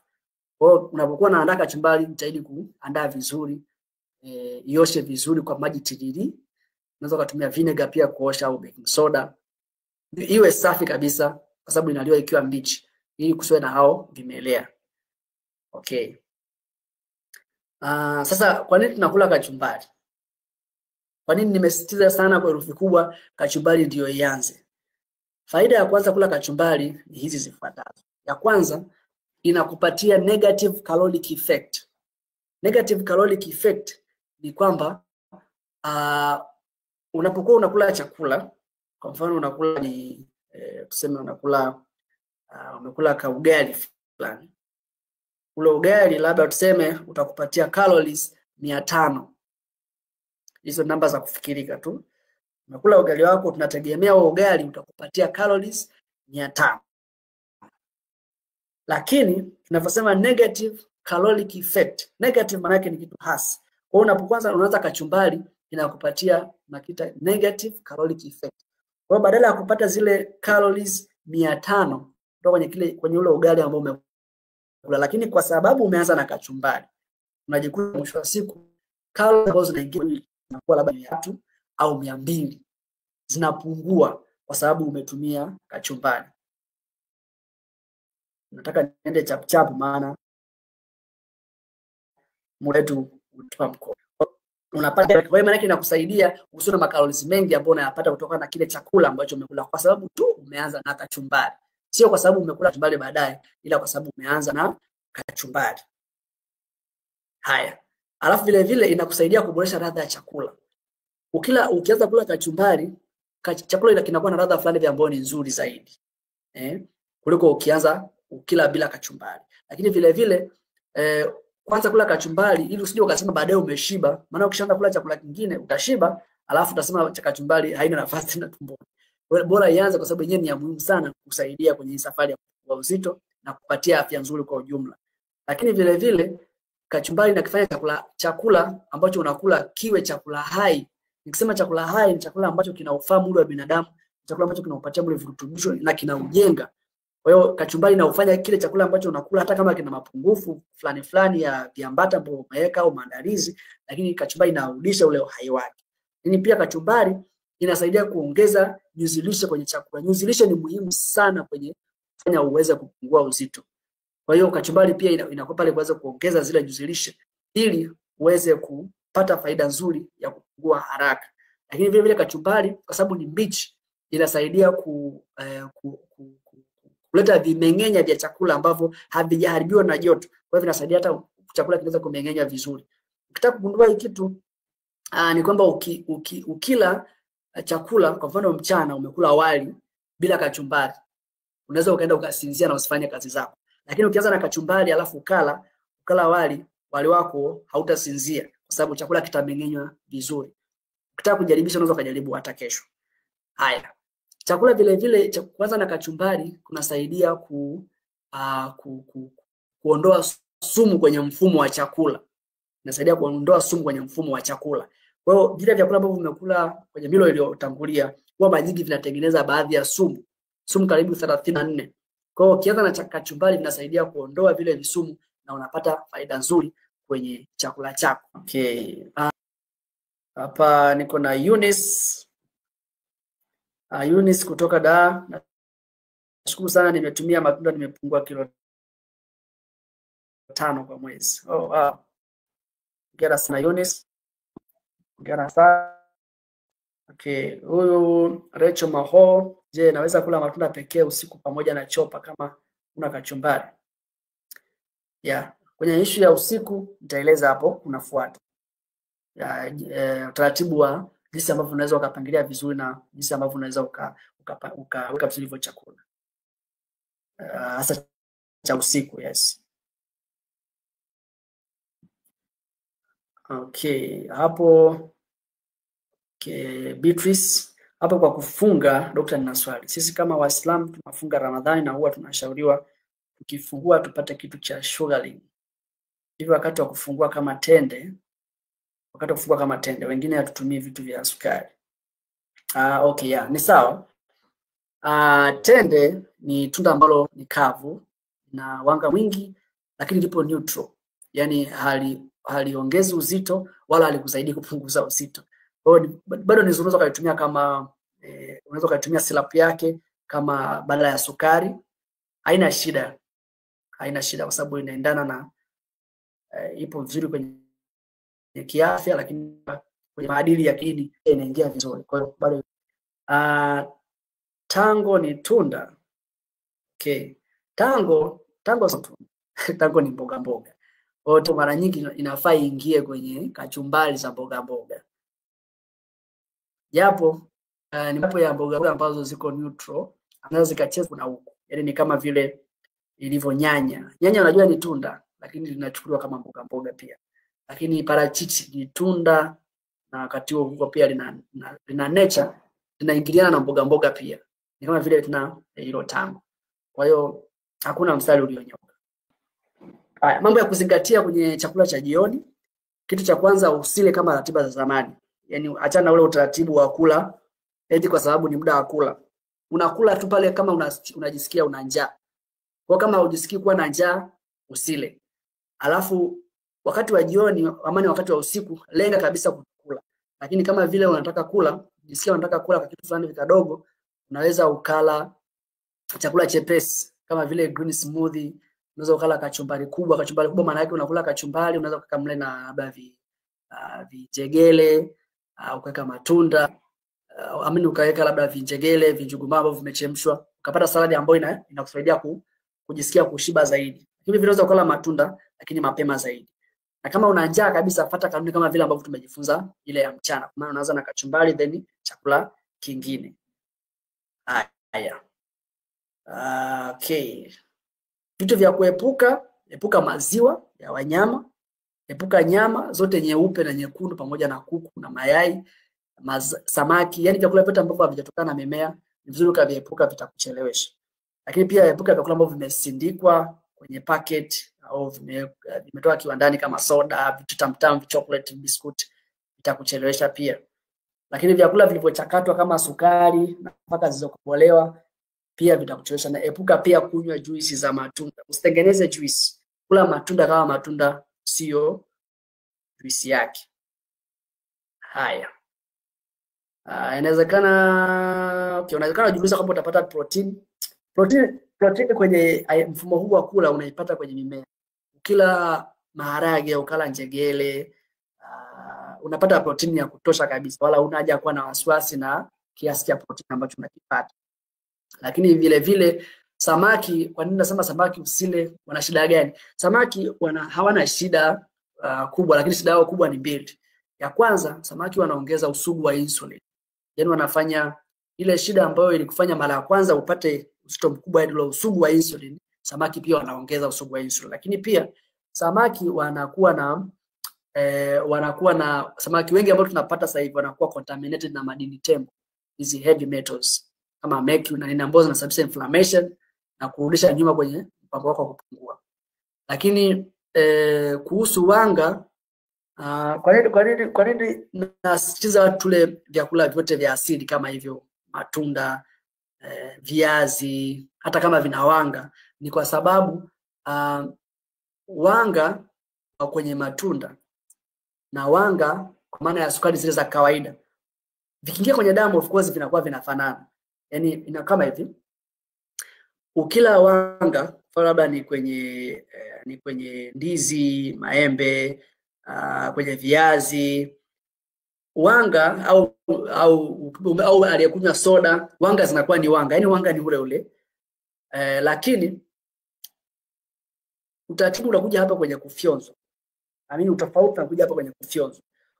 Ukila wanga ambao umetokana na hivi vitu vya asili, inakuwa ni wanga ambayo haijawa peke yake. Yani inakuwa sio wanga iko peke yake kama ambavyo unaweza ukaipata kwenye soda au sukari ya kawaida. Hizi wanga za kwenye vitu vya asili vinakuja na nyuzi lishe, vinakuja na virutubisho mbalimbali ambavyo kwenye kusharabiwa hapa, kwenye kumeng'enywa, kwenye kufyonzwa hapa, yani vikimeng'enywa kawaida vinameng'enywa vyote sawa, lakini kwenye kufyonzwa hapa hatua ya 3 vinakuwa na tofauti, kwa sababu intelijensia ya mwili inaweza ikatambua hiki kitu ni cha asili au hiki kitu sio cha asili.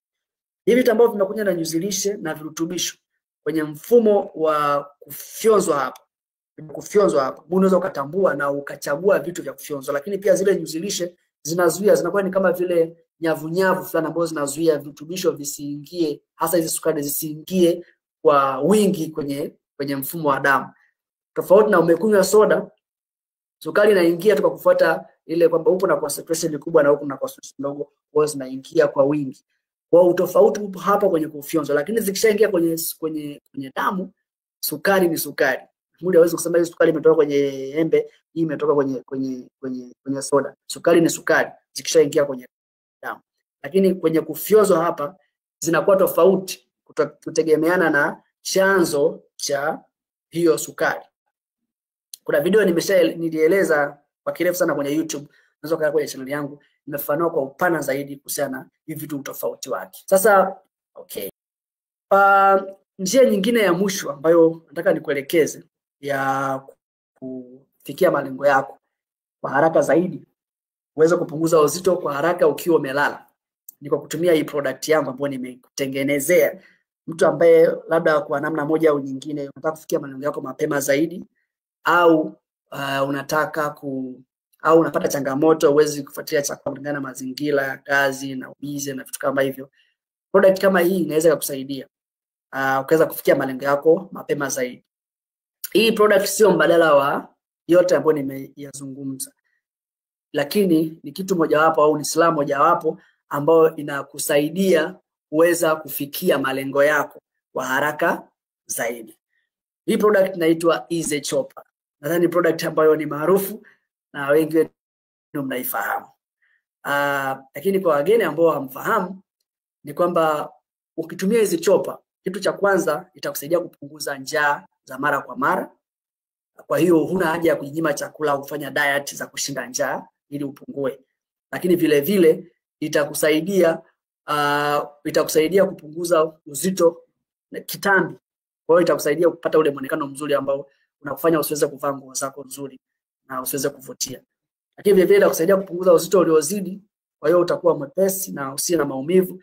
Utala vizuri na kuepuka ile hali ya kuonekana kama vile umezeeka wakati bado wewe ni kijana mdogo.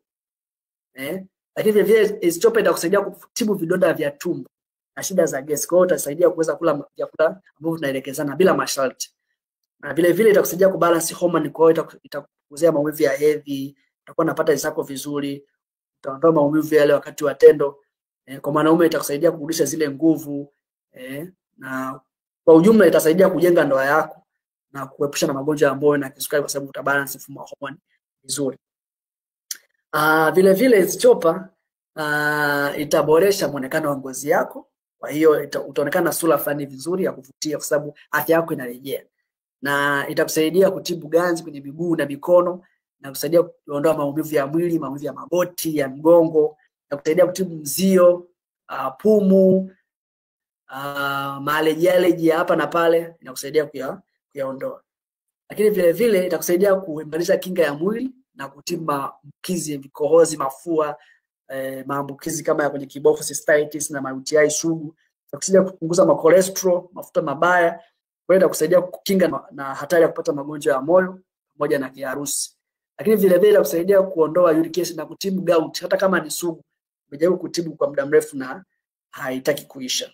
Kwa hizo ni faida za kutumia Easy Chopper. Kwa hiyo Easy Chopper ni tofauti sana na product zingine za kupunguza uzito, kwa sababu sio chungu wala sio ya kuharisha, lakini pia imetengenezwa kwa 100% kutokana na mimea.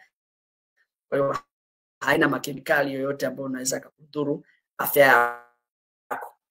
Sasa unaweza kujiuliza kwamba je, itakusaidia sasa? Maana inawezekana tumeanza kutumia product nyingi lakini bado hujapata matokeo mazuri. Kwa 100% ni kwamba itakusaidia pia. Unaweza kaingia hapa kwenye hii website yangu drnature.com/shuhuda za Easy Chopper. Utaona shuhuda nyingi, yani mamia shuhuda za watu ambao wametumia Easy Chopper na imewasaidia. Ngoja nikudokeza kidogo hivi kulingana na muda wetu. Chap ili tumalize hii darasa letu. Sasa hizi ni shuhuda kama huyu unaona hapa alifanyia operation ya watoto wanne, lakini kitabu kimeisha, amerudi kuwa kama mtoto, kama binti. Kuna watu hapo walikuwa na vitambi vikubwa, kina Janet kitambi kikubwa, uzito mkubwa. Unaona kitambi hapa kimekwisha sababu ya Easy Chopper. Unaona kitambi kikubwa, yani kinapungua, uzito unashuka. Sasa kwa sababu shuhuda ni nyingi sana, ziko mamia. Huku pembeni kuna hichi kidude kuna hichi kidude nimekiweka hapa. Hiki kama cha rangi hapa. Kina categories za hizi shuhuda. Kama ukienda kuangalia utakuwa unatumia hiki. Hapa kuna kitambi na nyama zembe, kama unataka kuona watu waliopungua vitambi na nyama zembe kwa Easy Chopper.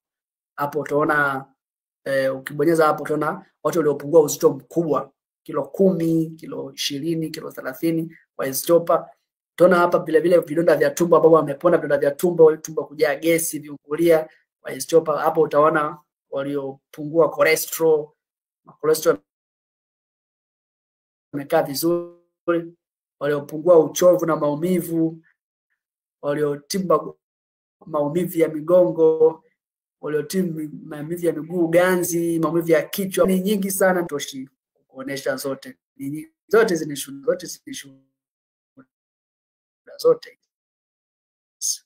Zote hizi ni shuhuda za Easy Chopper.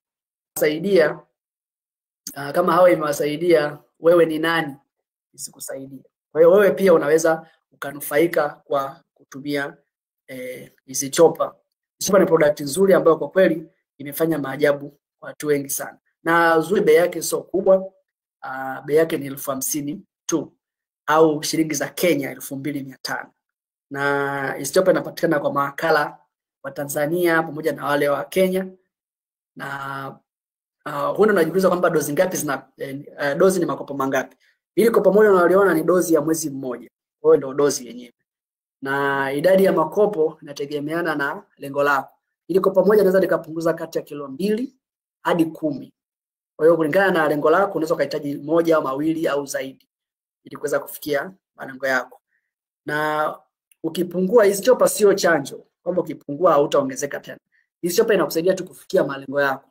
Lakini unatakiwa uwe na lifestyle nzuri ili uweze kubaki kwenye ile uzito wako ambao unatakiwa. Ndio maana kufundisha mambo ya chakula, mambo ya zoezi ili uweze kubaki kwenye track, usiweze kuongezeka uzito tena. Mjamzito haruhusiwi kutumia Easy Chopper, na anayenyonyesha chini ya miezi 6 asitumie Easy Chopper. Easy Chopper ni kama unanyonyesha angalau miezi 6 na kuendelea. Mjamzito umri wowote wa ujauzito asitumie Easy Chopper. Na kama unatumia dawa za hospitali, Easy Chopper haina shida yoyote, haina interaction. Easy Chopper ni kama chakula, haina shida na dawa yote ya hospitali. Kwa hiyo unaendelea na dawa zako na Easy Chopper vile vile unatumia.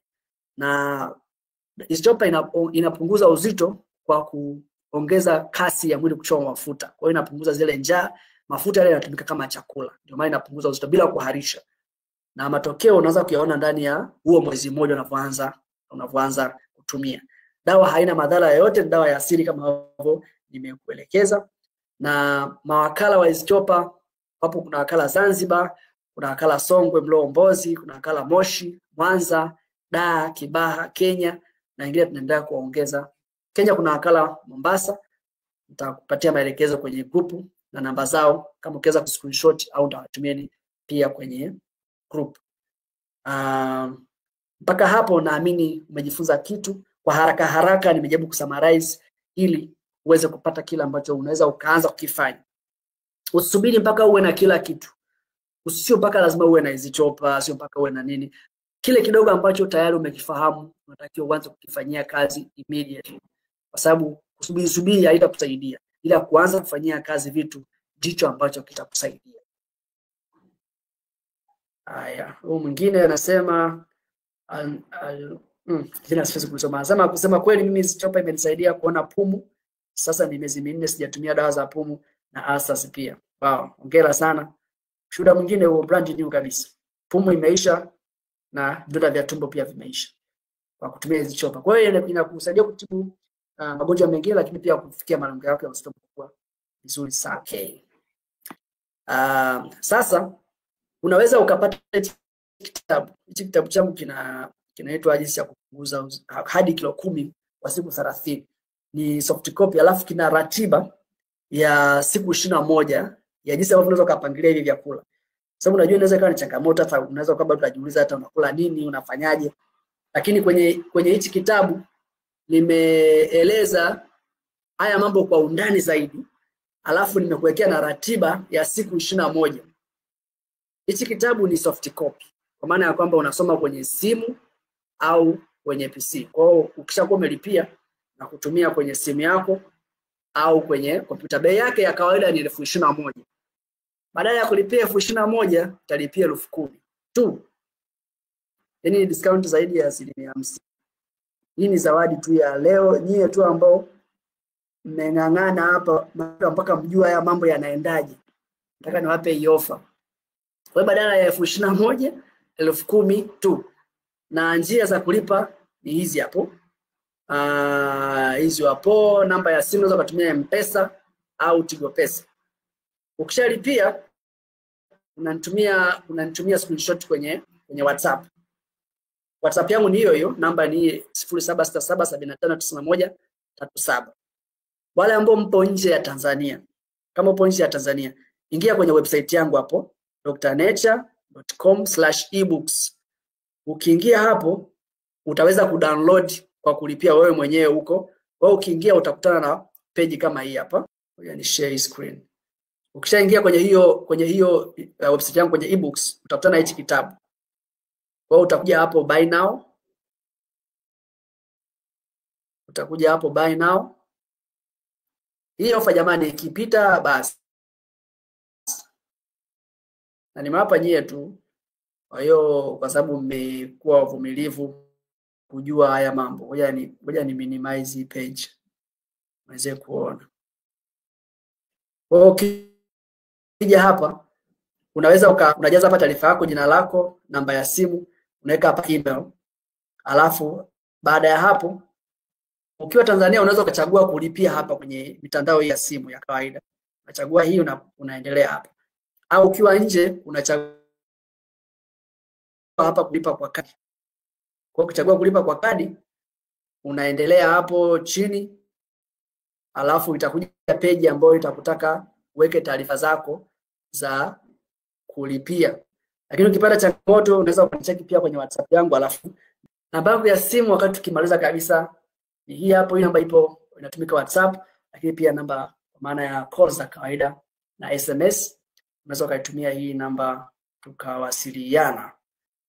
Naamini mpaka hapo kila mmoja wewe ambaye umefuatilia mwanzo mpaka mwisho umenufaika kwa namna fulani. Kitu cha muhimu hakikisha kwamba unaanza kufanyia kazi immediately. Nimefundisha kuhusiana na matunda, kuhusiana na ulaji, kuhusiana na kufunga, kuhusiana na mazoezi. Anza kufanya kazi mapema. Yaani anza immediately. Hata kama unaweza kuanza sasa hivi anza. Ukipata changamoto hakikisha upo kwenye group. Hata yale magrupu ya bure hakikisha upo. Unauliza pale maswali, unashiriki, unaanza kufanyaje. Anza kufanya kazi ili uweze kufikia malengo yako. Mwaka huu hakikisha kwamba unafikia malengo yako. Hakikisha unafikia malengo yako. Kwa sababu haya magonjwa gharama yake na maumivu yake ni makubwa kuliko vile ambavyo gharama ungeitumia au nguvu ungeitumia kupambana nayo, kuyazuia yasitokee. Na namna ya kutumia rahisi ya kutumia ni hii tayari nimeshapatia. Unaweza hivi kabla ofa hizo hazijapita. Natakia wakati mwema. Asante sana kwa kujoin na Mungu akubariki. Tutaendelea kuwasiliana darasani, group la WhatsApp hadi wakati mwingine. Bye bye.